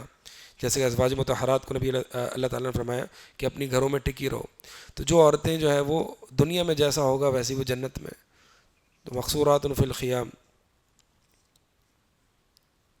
اسی طرح وکواعب اترابا، یہ بھی ان کی صفات آتی ہیں ازواج مطہرہ کی. اس کے دو معنی کیے گئے ہیں، ایک تو یہ ہے کہ وہ کم یعنی ہم عمر ہوں گی، اور ایک جو ہے وہ بڑے سینے والی ہوں گی. ان الحمد للہ والصلاۃ والسلام علی رسول اللہ وعلی آلہ وصحبہ ومن والا، اما بعد. اعوذ باللہ من الشیطان الرجیم، بسم اللہ الرحمن الرحیم. ان اللہ لا یستحی ان یضرب مثلا ما بعودة فما فوقها فأما الذين آمنوا فيعلمون أنه الحق من ربهم وأما الذين كفروا فيقولون ماذا أراد الله بهذا مثلا يضل به كثيرا ويهدي به كثيرا وما يضل به إلا الفاسقين. بلا شبہ اللہ تعالیٰ کو شرم نہیں آتی، شرماتا نہیں ہے ان یضرب مثلا ما بعودة، کہ کوئی بھی وہ مثال بیان کرے کہ جو مچھر کی ہو، فما فوقہا، یا اس سے اوپر کی. فاما الذین آمنوا، پس وہ لوگ جو ایمان لاتے ہیں، وہ لوگ جو ایمان لائے، فیعلمون، وہ جانتے ہیں کہ انہ الحق من ربہم، کہ یہ مثالیں یہ برحق ہیں، سچ ہیں، ثابت ہیں ان کے رب کی طرف سے. واما الذین کفروا، اور وہ لوگ جنہوں نے کفر کیا وہ یہ کہتے ہیں ماذا اراد اللہ بہذا مثلا، کہ اللہ تعالیٰ نے کیا ارادہ کیا ہے اس مثال کے ساتھ. یضل بہ کثیرا، اللہ تعالیٰ گمراہ کرتا ہے اس کے ذریعے بہت سو کو، ویہدی بہ کثیرا، اور بہت سو کو ہدایت دیتا ہے. وما یضل بہ الا الفاسقین، اور نہیں گمراہ کرتا مگر فاسقوں کو. اب اللہ تعالیٰ نے سابقہ آیات مثالیں پیش کیں، اسی طرح اللہ تعالیٰ نے قرآن میں دیگر جگہ مکڑی کی، مچھر کی مثالیں ذکر کی ہیں. تو اس سے متعلق اللہ تعالیٰ نے، یعنی اس سے متعلق جو ہے وہ منافقین نے یہ ایک شبہ اٹھایا کہ اللہ کو کیا ضرورت پڑی ہے اس طرح کی حقیر قسم کے جانوروں کی مثالیں پیش کرنا. اس کی کیا ضرورت ہے اللہ تعالیٰ کو کہ اس طرح کی مثالیں اللہ تعالیٰ نے دی ہیں. تو اللہ تعالیٰ جواب میں فرما رہا ہے کہ اللہ تعالیٰ کو، اللہ تعالیٰ شرماتا نہیں ہے اس بات سے کہ وہ مثال کے طور پر یعنی مثالیں پیش کریں، چاہے وہ مچھر کی مثال ہو یا اس سے اوپر کی. اصل بات جو مقصود ہوتی ہے، چھوٹی چیز کی مثال چھوٹی چیز سے دی جاتی ہے، چھوٹی بات کی مثال چھوٹی چیز سے دی جاتی ہے. اب یہ جو بعوضہ ہے، یہ مچھر، اب یہ مچھر کی مثال یہ کافروں کے لیے دی جا رہی ہے کہ جیسے کہ مچھر جب کھاتا ہے تو پھول جائے اور پھر مر جاتا ہے. ٹھیک ہے، تو یہ کافر دنیا میں مگن ہے، دنیا کھاتے پیتے ہیں اور پھر یہ اس میں ان کی ہلاکت ہو جاتی ہے. تو اس کا مطلب یہ ہے کہ جتنا انسان دنیا سے لگاؤ اختیار کرے گا اتنا ہی اس کو ہلاک کرے گی.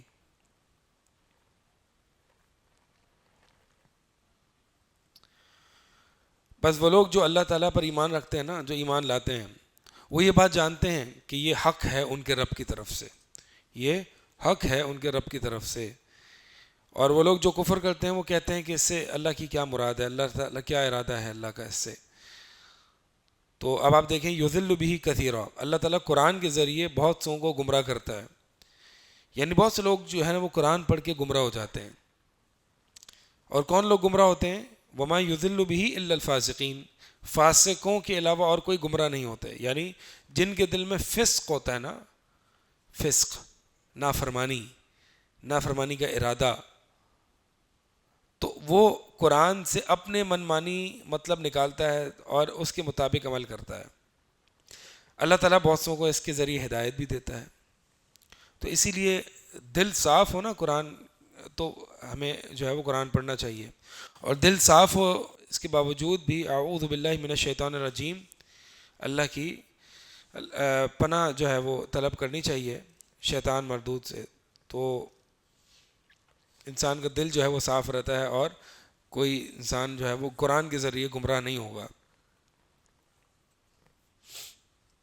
اس آیت سے میں ایک تو بات یہ پتہ چلی کہ یعنی قرآن کو عقل سے ٹکرایا نہیں جائے گا.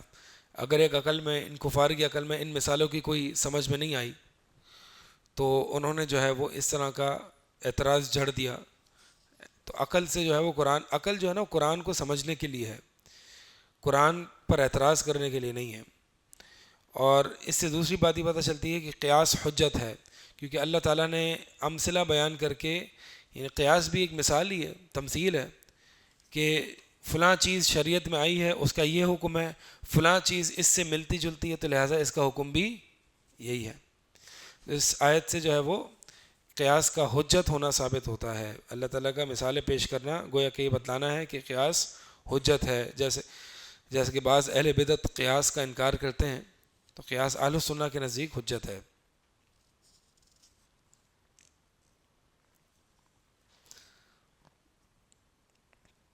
قتادہ فرماتے ہیں کہ فَأَمَّا الَّذِينَ آمَنُوا فَيَعْلَمُونَ أَنَّهُ الْحَقُّ مِنْ رَبِّهِمْ، کہ وہ لوگ جو ایمان لاتے ہیں وہ یہ جانتے ہیں کہ یہ حق ہے ان کے رب کی طرف سے. یعنی وہ یہ جانتے ہیں کہ یہ اللہ کا کلام ہے اور یہ اللہ کی طرف سے برحق ہے.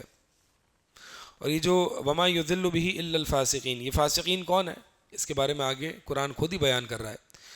البتہ فسق کا معنی جو ہے نا وہ اطاعت سے خارج ہونا، الخروج عن طاعت اللہ، اللہ کی اطاعت سے خارج ہونے کو فسق کہا جاتا ہے. اچھا، فاسقین کون ہیں؟ کہ جنہیں قرآن کے ذریعے وہ گمراہ ہو جاتے ہیں. آگے فرمایا الذین ینقضون عہد اللہ من بعد میثاقہ، کہ وہ لوگ کہ جو اللہ کے عہد کو توڑ دیتے ہیں من بعد میثاقہ اس کے پختہ ہونے کے بعد، وَيَقْطَعُونَ مَا أَمَرَ اللَّهُ بِهِ أَن يُوصَلَ اور وہ کاٹ دیتے ہیں، قطع کر دیتے ہیں اس چیز کو جو اللہ تعالیٰ نے جس کا حکم دیا ہے کہ اس کو ملایا جائے، وَيُفْسِدُونَ فِي الْأَرْضِ اور وہ زمین میں فساد برپا کرتے ہیں، اولئک هم الخاسرون اور یہی خسارہ پانے والے ہیں۔ تو فاسق کی کچھ صفات ذکر کی۔ پہلی صفت کیا ہے؟ وہ اللہ کے عہد کو اس کے پختہ ہونے کے بعد توڑ دیتے ہیں۔ یہ کون سا اللہ کا عہد ہے جس کو توڑنے کی بات کی جا رہی ہے؟ یعنی مطلقاً اللہ کا جو عہد ہے نا، ایک تو وہ عہد ہے جو ہم نے عالم ارواح نے ہم نے اللہ تعالیٰ کو دیا ہے کہ اللہ تعالیٰ نے ہم سے پوچھا الست بربکم، ہماری روحوں سے، تو ہم نے کیا کہا؟ بلا، کہ کیا میں تمہارا رب نہیں ہوں؟ تو ہم نے یہ عہد دیا اللہ تعالیٰ کو۔ اور دوسرا یہ عہد ہم کلمہ لا الہ الا اللہ پڑھ کے، محمد الرسول اللہ پڑھ کے، کہ اللہ کے علاوہ کوئی معبود برحق نہیں ہے، تو ہم اب غیر اللہ کی عبادت نہ کریں، غیر اللہ پر توکل نہ کریں، غیر اللہ سے محبت، غیر اللہ کے نام پہ نظر و نیاز نہ کریں، یہ اللہ کے عہد کو توڑنا ہے۔ اسی طرح جو ہے وہ اہل کتاب سے عہد لیا گیا تھا، ان کی تورات اور انجیل میں محمد رسول اللہ صلی اللہ علیہ وسلم کا نام ذکر کر کے کہ جب یہ اللہ کے رسول آئیں تو تم نے ان پر ایمان لانا ہے اور یہ تمہارا ہم سے عہد ہے۔ لیکن جب نبی اللہ صلی اللہ علیہ وسلم کو بھیجا گیا تو انہوں نے اللہ کے نبی صلی اللہ علیہ وسلم کو جھٹلایا اور اس عہد کو گویا کہ توڑ دیا۔ اور اسی طرح جو ہے وہ اللہ تعالیٰ کا عہد یہ بھی ہے کہ دین ہم جب مسلمان ہیں تو اس کا مطلب یہ ہے کہ ہم اللہ تعالیٰ کے احکامات کو مانیں گے، اور اللہ تعالیٰ نے جس چیز سے ہمیں روکا ہے اس چیز سے ہم رک بھی جائیں گے۔ تو اللہ تعالیٰ کی نافرمانی کرنا یہ اللہ تعالیٰ کے عہد کو توڑنا ہے، تو یہ فسق ہے، اللہ کی نافرمانی کرنا۔ دوسری صفت کیا ذکر کی؟ وَيَقْطَعُونَ مَا أَمَرَ اللَّهُ بِهِ أَن يُوصَلَ، کہ وہ کاٹ دیتے ہیں، قطع رحمی کرتے ہیں۔ کس چیز کو اللہ تعالیٰ نے جوڑنے کا حکم دیا ہے؟ رشتے ناتوں کو جوڑنے کا حکم دیا ہے، ٹھیک ہے۔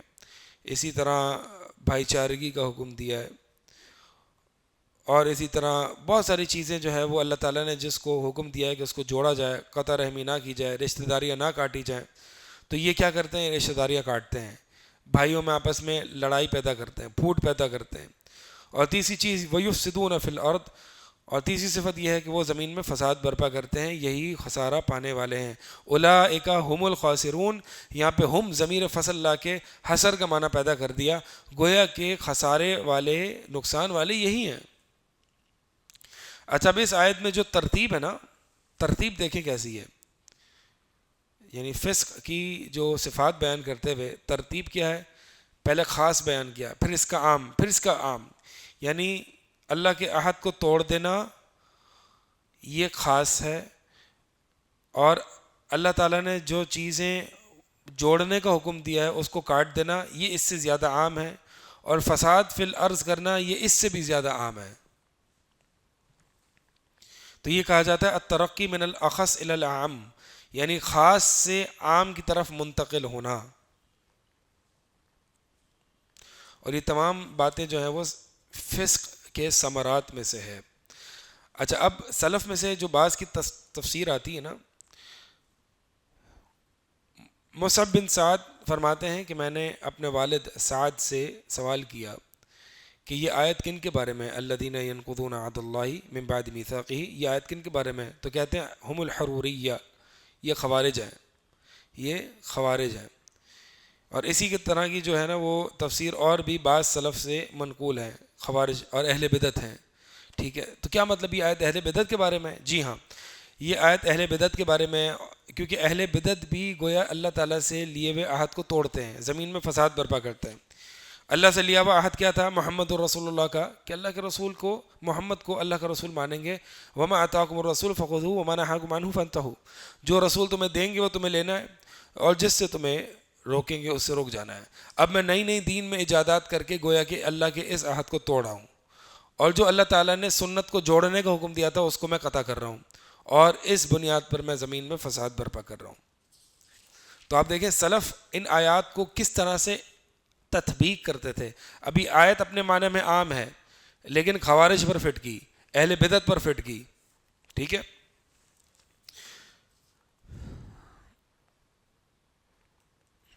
اگلی آیت ہے آیت نمبر 28، کیف تکفرون باللہ وکنتم امواتا فاحیاکم، تم کیسے اللہ کے ساتھ کفر کر سکتے ہو؟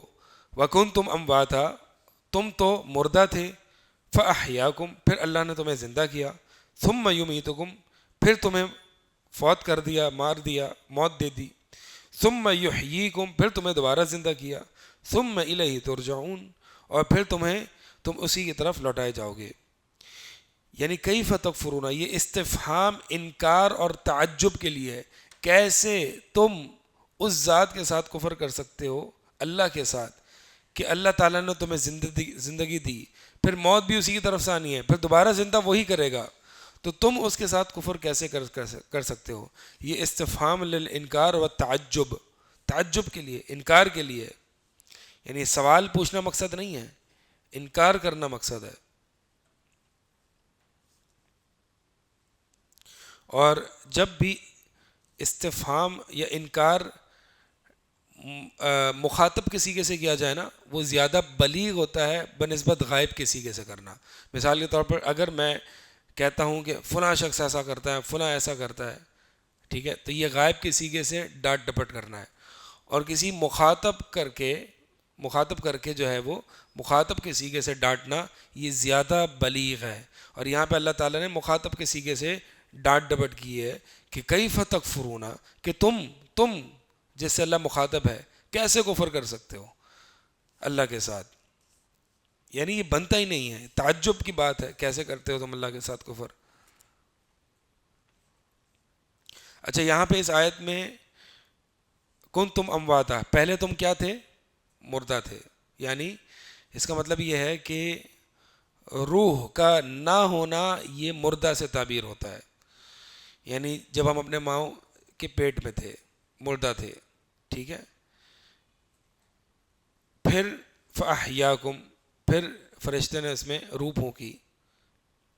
کتنے دن بعد روح پھونکی جاتی ہے؟ حدیث میں آتا ہے 4 مہینے بعد۔ پھر اس کے بعد ثم یمیتکم، پھر تمہیں دوبارہ فوت کرے گا، یعنی دنیا کی جو وفات ہوتی ہے، ثم یحییکم، پھر تمہیں دوبارہ زندہ کرے گا، اور یہ زندگی کون سی ہوگی؟ آخرت کی زندگی، یعنی جب قبروں سے انسانوں کو نکالا جائے گا۔ ثم الیہ ترجعون،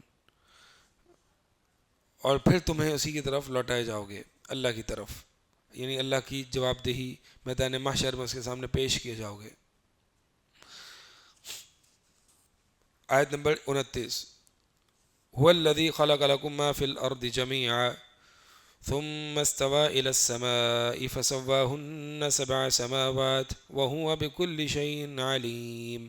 وهو الذی، اور وہی تو، هو الذی، وہ تو ہے کہ جس نے تمہیں پیدا کیا، ما تمہارے لیے پیدا کیا، لکم ما فی الارض جميعا، جو کچھ زمین میں ہے، جو کچھ زمین میں ہے اللہ نے پیدا کیا، کس کے لیے؟ تمہارے لیے۔ اور تمہیں کیوں پیدا کیا؟ عبادت کے لیے۔ تو جو کچھ اللہ تعالیٰ نے پیدا کیا تمہارے لیے، هو الذی خلق لکم، وہی ہے جس نے تمہارے لیے پیدا کیا جو کچھ زمین میں ہے، سب کچھ۔ اس آیت سے وہ قاعدہ جو اصول فقہ کا قاعدہ ہے وہ نکلتا ہے کہ معاملات میں جو ہے وہ اصل اباحت ہے، ٹھیک ہے، کہ جتنے بھی معاملات ہیں نا، کھانے پینے کی اشیاء ہیں، کاروبار ہے، تو اللہ تعالیٰ نے یہاں پہ یہ فرمایا کہ جو کچھ زمین میں ہے تمہارے لیے پیدا کیا ہے، یعنی تمہارے لیے جائز ہے کھانا، الا یہ کہ جو اللہ تعالیٰ نے حرام کر دیا۔ تو معاملات میں اصل اباحت ہے، حلت ہے۔ اچھا، پھر ثم استوى الى السماء، پھر وہ آسمان، پھر وہ بلندی پر مستوی ہوا، بلند ہوا، الى السماء، آسمان پر بلند ہوا، فسواہن، یہاں پہ استوا کا معنی کیا ہے؟ علا وارتفع، یعنی بلند ہونا، علا وارتفع قاصدا الى خلق السماوات، یعنی وہ بلند ہوا آسمان کی طرف متوجہ ہوتے ہوئے آسمان کو پیدا کرنے کے لیے، آسمان کو پیدا کرنے کے لیے، ٹھیک ہے۔ یہاں پہ استوا الہ کے ساتھ، یعنی جب استوا کے ساتھ الہ آ جائے نا، تو بعض مفسرین نے اس کا معنی کیا ہے قصدہ کے، کہ اس نے قصد کیا آسمان کا، لیکن یہ معنی صحیح نہیں، زیادہ بہتر معنی یہی ہے کہ استوا الہ ہو یا علا ہو، یعنی استوا کے آگے جو صلہ ہے اس کا اعلیٰ آ جائے یا الا آ جائے، دونوں کی صورت میں بلند ہونے کا معنی ہی آتا ہے، اور یہی زیادہ صحیح معنی ہے۔ ابن جریر طبری رحمہ اللہ جو کہ امام المفسرین اور کئی اسلاف نے یہی معنی کیا ہے۔ تو اس کا معنی اب کیا بنے گا؟ استوا الی السما، کہ وہ بلند ہوا اور وہ چڑھا، بلند ہوا، الی السماء، آسمان کو پیدا کرنے کے قصد سے۔ تو اس میں قصد کا بھی معنی آ گیا اور بلند ہونے کا بھی معنی آ گیا۔ فسوہن سبع سماوات، پس اللہ تعالیٰ نے برابر کر دیے ساتوں آسمان، برابر کر دیے۔ وَهُوَ بِكُلِّ شَيْءٍ عَلِيمٌ، اور وہ ہر چیز کے بارے میں خوب علم رکھنے والا ہے۔ یہاں اس آیت میں جو ہے وہ زمین کی خلقت کا ذکر ہے۔ اچھا، اس آیت سے کیا پتہ چل رہا ہے؟ کہ پہلے اس نے زمین پیدا کی، وَالَّذِي خَلَقَ لَكُم مَّا فِي الْأَرْضِ جَمِيعًا ثُمَّ اسْتَوَىٰ إِلَى السَّمَاءِ، پھر وہ آسمان اس نے پیدا کیا، ٹھیک ہے۔ اور سورہ نازعات میں آتا ہے وَالْأَرْضَ بَعْدَ ذَلِكَ دَحَاهَا، کہ آسمان کے بعد اللہ تعالیٰ نے زمین کو برابر کیا اور بچھایا۔ تو پہلے اللہ تعالیٰ نے زمین پیدا کی، پھر اس سے جو بخار اور دخان، جو دھواں اٹھا، اس سے اللہ تعالیٰ نے آسمان پیدا کیا، اور پھر اس آسمان کے پیدا کرنے کے بعد اللہ تعالیٰ نے زمین کو ٹھیک ٹھاک اور برابر کیا۔ حدیث میں آتا ہے اللہ تعالیٰ نے مٹی کو ہفتے والے دن پیدا کیا، اور وَخَلَقَ فِيهَا الْجِبَالَ يَوْمَ الْأَحَدِ، اور اللہ تعالیٰ نے پہاڑوں کو پیر والے دن پیدا کیا، اور اللہ تعالیٰ نے درختوں کو جو ہے وہ اللہ تعالیٰ نے پہاڑوں کو یوم الاحد اتوار والے دن پیدا کیا۔ وَخَلَقَ الشَّجَرَ يَوْمَ الْاثْنَيْنِ، اور اللہ تعالیٰ نے درختوں کو جو ہے وہ پیر والے دن پیدا کیا، اور ناپسندیدہ چیزوں کو جو ہے وہ منگل والے دن پیدا کیا، اور نور کو بدھ کے دن پیدا کیا، اور زمین میں جو جانور وغیرہ ہیں اس کو پھیلا دیا جمعرات والے دن، اور آدم علیہ السلام کو نماز عصر کے بعد یوم جمعے کے دن عصر کے بعد آخر میں سب سے تخلیق کیا، جمعے کی آخری ساعات میں۔ حسن اتفاق ہے نا اس آیت کا اور اس حدیث کا اور اس موقع پر پڑھنا، ہاں۔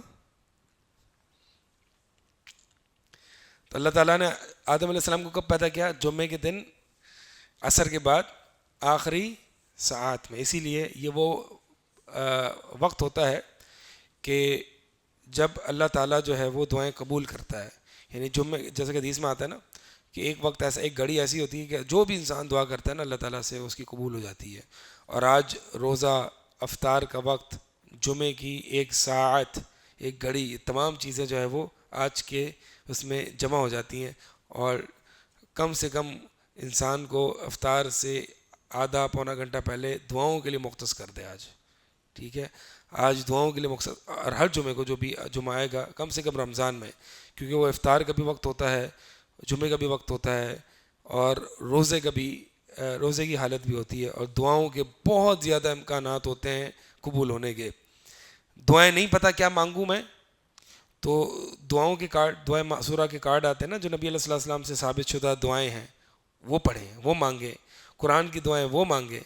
اگر آپ نے قرآن اور سنت کی جو ثابت شدہ دعائیں وہ مانگ لی نا، آپ نے گویا کہ سب کچھ مانگ لیا، سب کچھ مانگ لیا۔ تو ہمیں یہ چیزیں جو ہے نا کثرت سے مانگنی چاہیے اور ان موقعوں کو تلاش کرنا چاہیے۔ تو بہرحال یہاں پہ آسمان اور زمین کی خلقت کا ذکر ہے، تو اللہ تعالیٰ چاہتا تو ایک لمحے میں کون کہتا اور سب پوری دنیا پیدا ہو جاتی۔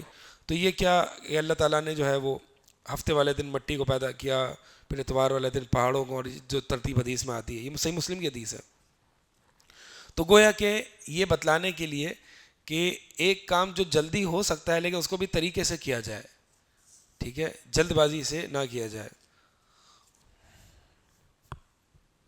اور دوسری یہ کہ اگر کائنات ایک ہی جھٹکے میں بیک وقت ساری ایک طرح سے وجود میں آ جاتی تو پھر کوئی اعتراض کرنے والا کہتا کہ یہ تو اتفاق سے آ گئی، لیکن تدریجاً کائنات کا وجود میں آنا، یہ بات اس بات پر دلالت کر رہی ہے کہ کوئی ارادہ، کوئی ذات اس کے پیچھے کا فرما ہے۔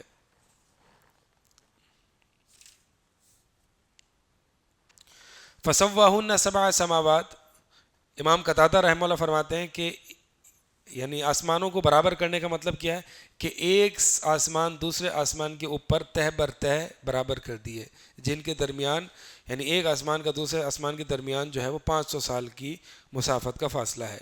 وَهُوَ بِكُلِّ شَيْءٍ عَلِيمٌ، تو اللہ تعالیٰ ہر چیز کے بارے میں خوب علم رکھنے والا ہے، بہت زیادہ جاننے والا ہے۔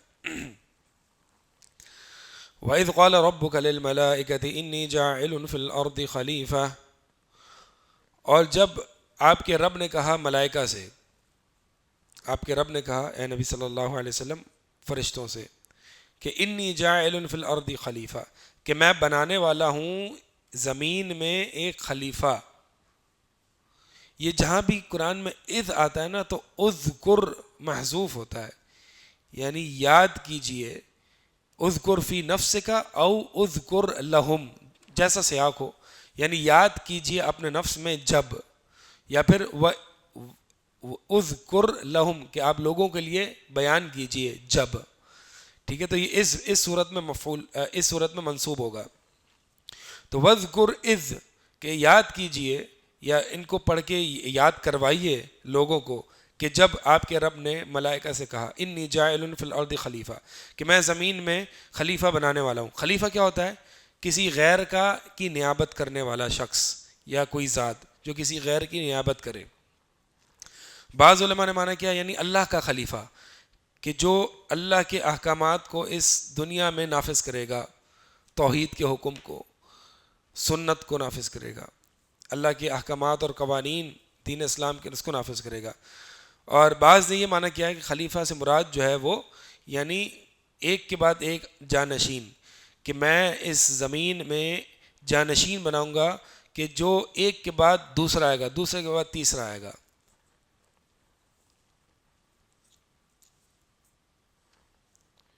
قالو، اچھا اب فی الارض خلیفہ، زمین میں خلیفہ بناؤں گا، حالانکہ اللہ تعالیٰ نے آدم علیہ السلام کو پیدا کر کے کہاں ڈالا؟ جنت میں، ٹھیک ہے، تو اس آیت سے ہی پتہ چلتا ہے کہ اللہ تعالیٰ کو پہلے سے ہی پتہ تھا کہ آدم علیہ السلام جنت سے نکالے جائیں گے، ٹھیک ہے، اور یہ اللہ کی تقدیر ہے، اور یہ قدریہ پر رد ہے کہ اللہ تعالیٰ کو علم سابق ہے، اور اللہ تعالیٰ ملائکہ کو بتا بھی رہا ہے، کیونکہ خلیفہ جنت میں نہیں دنیا میں ہوتا ہے، اور فی الارض یہ زمین میں ہوتا ہے۔ قالو، تو فرشتوں نے کیا کہا، اتجعل فیہا من یفسد فیہا ویسفک الدماء، کہ کیا آپ اس زمین میں اس کو بنائیں گے خلیفہ کہ جو فساد برپا کرتا ہے، ویسفک الدماء اور خون بہائے گا اور فساد برپا کرے گا، ونحن نسبح بحمدک ونقدس لک، حالانکہ ہم آپ کی تسبیح بیان کرتے ہیں آپ کی حمد کے ساتھ اور آپ کی پاکیزگی بیان کرتے ہیں۔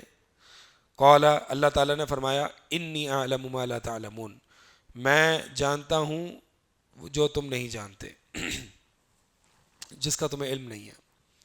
اچھا اب یہاں پہ جو فرشتوں نے پوچھا نا، یہ اعتراض کرتے ہوئے نہیں بلکہ سمجھ بوجھ کے لیے، سمجھنے کے لیے، حکمت معلوم کرنے کے لیے کہ اے اللہ کہ آپ اس کو آپ وہ ذات بنائیں گے جو زمین میں فساد برپا کرے گی۔ یہ اعتراض نہیں تھا، یہ حکمت معلوم کرنا تھا۔ دوسری بات یہ ہے کہ فرشتوں کو کیسے پتہ چلا کہ ابن آدم زمین میں فساد برپا کرے گا؟ اس میں مفسرین کے مختلف اقوال ہیں۔ ایک بات تو یہ ہے، بعض اسرائیلی روایات بھی ذکر کرتے ہیں کہ انسان سے پہلے انسان جیسی کوئی مخلوق رہتی تھی یا جنات رہتے تھے، انہوں نے بہت فساد برپا کیا ہوا تھا، تو جب بھی جانشین والا معاملہ ہوتا ہے نا، ایک دوسرے کے جانشین ہوتا ہے، تو جنات میں بھی یہی تھا، انہوں نے آپس میں لڑائی جھگڑے کیے، خون بہایا، تو اب انسانوں کو بھی آپ ایسے ہی بنائیں گے تو یہ مسائل پیدا ہوں گے۔ ظاہر سی بات ہے، یہ حکومت اور رعایا کی یہ چلتی رہتی ہے نا خون خرابہ، اسی لیے تو شریعت نے ہمیں حاکم کے خلاف بغاوت کرنے سے روک دیا، خروج کرنے سے روک دیا۔ یا پھر ہو سکتا ہے کہ اللہ تعالیٰ نے ہی بتایا ہو، ٹھیک ہے، اللہ تعالیٰ نے نہیں بتایا کہ میں ایک ایسا خلیفہ بناؤں گا کہ جس کی وجہ سے خون خرابے تو ہوں گے،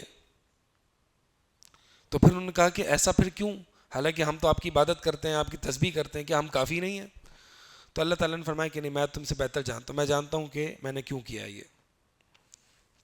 تو یہ وَنَحْنُ نُسَبِّحُ بِحَمْدِكَ وَنُقَدِّسُ لَكَ، یہ فرشتوں کا کام کیا ہے؟ تسبیح بیان کرنا۔ اچھا ایک حدیث ہے، کچھ سن لیں اس معاملے میں۔ صحیح مسلم کی حدیث ہے، نبی علیہ الصلوۃ والسلام سے پوچھا گیا کہ سب سے بہترین کلام کون سا ہے، سب سے افضل کلام کون سا ہے، تو اللہ کے نبی نے فرمایا مصطفی اللہ لملائکتہ او لعبادہ سبحان اللہ وبحمدہ، کہ سب سے افضل کلام جو اللہ تعالیٰ نے ملائکہ اور اپنے بندوں کے لیے چن لیا ہے، اور وہ کیا ہے، سبحان اللہ وبحمدہ۔ وہ اس آیت سے بھی یہ ثابت ہو رہا ہے وَنَحْنُ نُسَبِّحُ بِحَمْدِكَ وَنُقَدِّسُ لَكَ، ٹھیک ہے۔ اچھا، نقدس لک کا معنی کیا ہے؟ تقدیس بیان کرنا۔ تقدیس کس کو کہتے ہیں؟ تطہیر کو، پاکیزگی کو، تعظیم کو۔ امام مجاہد رحمہ اللہ فرماتے ہیں نقدس لک یعنی نعظمک، یہ ہم آپ کی عظمت بیان کرتے ہیں۔ تو یہ سارے معنی جو ہیں وہ اس میں بیان ہو جاتے ہیں۔ تسبیح کا معنی کیا ہے؟ کہ اللہ تعالیٰ سے عیوب کی اور شریک کی نفی کرنا، ٹھیک ہے۔ اور تقدیس کا معنی کیا ہے؟ اللہ کی بڑائی بیان کرنا، اللہ کی عظمت بیان کرنا، اور اللہ تعالیٰ کو برائیوں سے پاک قرار دینا۔ ہم تقدیس کرتے ہیں؟ کون سا تقدیس کا ذکر جو ہے وہ کون سی ہمارے نماز کے رکن میں ہے؟ سبحان الملک القدوس، اور رکوع میں نہیں کرتے ہیں، کیا پڑھتے ہیں؟ سبوح قدوس رب الملائکۃ والروح۔ اب چونکہ یہ سبوح قدوس نہیں ملائکہ کا ذکر ہے نا، تو رب الملائکۃ والروح، اور روح کا معنی کیا ہے؟ جبریل امین ہے علیہ السلام، چونکہ وہ روح ہیں، یعنی وہ دلوں کی طرف جو وحی لاتے ہیں، جو کہ دلوں کی زندگی کا باعث ہے، اس لیے ان کو روح کہا جاتا ہے۔ وعلم آدم الاسماء كلها ثم عرضهم على الملائكة فقال انبئوني باسماء هؤلاء ان كنتم صادقين۔ اور اللہ نے آدم علیہ السلام کو سکھائے، کیا سکھائے؟ الاسماء كلها، تمام نام، سارے نام سکھا دیے۔ پھر ثم عرضهم على الملائكة، پھر ملائکہ پر پیش کیے، وہ نام پیش کیے یا مسمیات پیش کیے، یعنی وہ جو چیزیں جن کے نام سکھلائے گئے نا وہ پیش کیے، اور کہا فقال انبئونی، اور کہا کہ بتاؤ مجھے ان کے نام، ان کنتم صادقین، اگر واقعی تم سچے ہو۔ کس چیز میں سچے ہو؟ یعنی تم اس چیز میں سچے ہو کہ بنی آدم جو ہے وہ فساد برپا کریں گے، اور وہ اس لائق نہیں ہے کہ زمین میں جانشینی کر سکیں، بلکہ ملائکہ اس لائق ہیں کہ وہ زمین میں جائیں اور وہ اللہ کی عبادت کرتے ہیں اور اللہ تعالیٰ کی بڑائی بیان کرتے ہیں، تسبیح بیان کرتے ہیں۔ تو ملائکہ اس لائق ہیں، اور بنو آدم جو ہے وہ انسان اس لائق نہیں ہے کہ وہ زمین میں جائے، کیونکہ وہ فساد برپا کریں گے۔ تو فرشتوں کا جو یہ گمان ہے، یعنی اے فرشتوں اگر تم اس گمان میں سچے ہو کہ یہ بنو آدم اس لائق نہیں ہے کہ زمین میں جائیں، تو اگر تم اس بات میں سچے ہو تو پھر مجھے ان چیزوں کے نام بتاؤ ذرا جو ان پر پیش کیے گئے۔ اچھا، یہ کون سی چیزیں ہیں؟ یہ تمام چیزوں کے نام اللہ تعالیٰ نے آدم علیہ السلام کو سکھا دیے کہ یہ فلاں چیز ہے، یہ فلاں چیز ہے، یہ فلاں ہے، یہ جانوروں کے نام ہے، یہ پرندوں کے نام ہے، سب چیزوں کے نام، ٹھیک ہے۔ جیسے کہ حدیث میں بھی آتا ہے، حدیث شفاعت ہے نا، اس میں آتا ہے کہ سب لوگ آدم علیہ السلام کے پاس جائیں گے اور کہیں گے کہ آدم علیہ السلام آپ تو لوگوں کے سب سے پہلے والد ہیں، اللہ تعالیٰ نے اپنے ہاتھوں سے آپ کو پیدا کیا ہے، اور اللہ تعالیٰ نے ملائکہ کو آپ کے آگے سجدہ کروایا ہے، وَعَلَّمَكَ أَسْمَاءَ كُلِّ شَيْءٍ، اور ہر چیز کے نام آپ کو سکھا دیے۔ اور ظاہر سی بات ہے جانشینی کے لیے اور حکمرانی کے لیے صرف تسبیح اور تقدیس کا ہونا کافی نہیں ہے، بلکہ چیزوں کے نام اور سیاست بھی اور تمام چیزیں یہ بھی آنی چاہیے، ٹھیک ہے۔ تو جب آدم علیہ السلام کو یہ نام سکھا دیے تو اب ملائکہ کو پیش کیا، مقصود کیا ہے کہ اے ملائکہ جب تمہیں ان چیزوں کے نام نہیں پتہ جو تمہارے سامنے موجود ہیں، تو ابھی تو یہ جانشین اس دنیا میں آئے نہیں ہیں، تو تم اس کے بارے میں کیسے بتا سکتے ہو، کیسے فیصلہ کر سکتے ہو کہ یہ حقدار نہیں ہے؟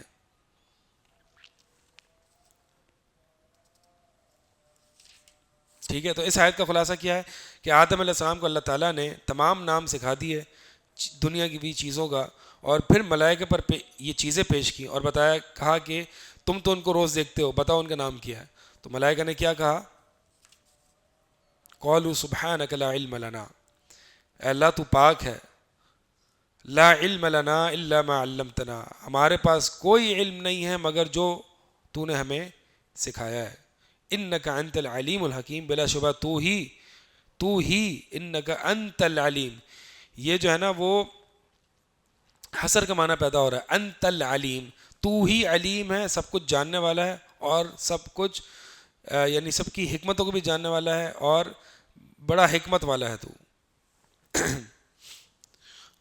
تو فرشتوں نے علم کی یہاں پہ لا، یہ لا جو ہے نا لا النفی الجنس ہے، اور یہ علم جو ہے نا اس کا اسم ہے، یعنی علم کے جنس کی نفی کر دی کہ اللہ جنس سے علم ہی نہیں ہے ہمارے پاس، علم کی پوری جنس ہی نہیں ہے ہمارے پاس، مگر وہ جو تو نے ہمیں سکھا دیا، بس وہی ہے، تو ہمیں تو نہیں پتا اس بارے میں. انک انت العلیم الحکیم. اچھا یہ جب بھی دو نام آتے ہیں نا تو اللہ تعالیٰ کی دو نام کے علاوہ تیسرا معنی پیدا ہوتا ہے. علیم کا معنی کیا ہے؟ سب کچھ جاننے والا. حکیم کا معنی کیا ہے؟ باحکمت. اور حکیم کا معنی یعنی دو معنی، ایک حکمتوں والا، کمال حکمتوں والا، اور یعنی احکام سے بھی یہ چیزوں کو یعنی اس کے احکامات جو ہے وہ محکم ہیں. کتاب احکمت آیاتہ ثم فصلت من لدن حکیم خبیر. تو کتاب احکمت آیاتہ یعنی وہ کتاب جس کی آیات مضبوط ہیں، اس میں کوئی کسی قسم کا نقص نہیں ہے، کسی قسم کا عیب نہیں ہے. تو اللہ تعالیٰ بھی حکیم ہے، یعنی اس کے تمام احکامات محکم ہیں، مضبوط ہیں، کوئی اس میں نقص نہیں ہے. تو یہ بتا رہا تھا کہ جب بھی اللہ کے دو نام ایک ساتھ آتے ہیں تو ایک نیا معنی پیدا ہوتا ہے. علیم کا معنی سب کچھ جاننے والا، حکیم کا معنی حکمت والا. اب جب اللہ علیم بھی ہے اور حکیم بھی ہے تو اس سے تیسرا معنی پیدا ہو رہا ہے کہ وہ علم وہاں پر اس کو دیتا ہے جہاں پر حکمت کا تقاضا ہوتا ہے. ایک وہ شخص ہوتا ہے کہ جس کے پاس علم تو بہت ہے لیکن حکمت نہیں ہے، وہ فساد برپا کرے گا. تو علم کے ساتھ حکمت بھی ہونی چاہیے تاکہ یہ طریقے انسان پہچان سکے کہ اس علم کو کہاں رکھنا ہے، کہاں دینا ہے، کہاں نہیں دینا، کس طرح سے استعمال کرنا ہے. یہ حکمت جو ہے نا یہ علم کا ریموٹ ہے. علم کو اپنی مرضی سے نہیں انسان، یعنی ایسے ہی ہے کہ بہت سے لوگ ان کے پاس علم تو بہت ہوتا ہے لیکن بے وقوف ہوتے ہیں، عقل نہیں ہوتی، حکمت نہیں ہوتی، اس لیے وہ ہر جگہ ہر علم کو نچھاور کرنا شروع کر دیتے ہیں، اور اس سے کئی لوگ فطروں میں مبتلا ہوتے ہیں. تو لہٰذا اللہ تعالیٰ علیم بھی ہے اور حکیم بھی ہے، یعنی اس کا علم جو ہے وہ حکمت پر مبنی ہے. ٹھیک ہے، آیت نمبر 33 ہم انشاءاللہ کل سے پڑھیں گے. یہیں پہ وقف کرتے ہیں. سبحانک اللہم و بحمدک، اشہد ان لا الہ الا انت استغفرک.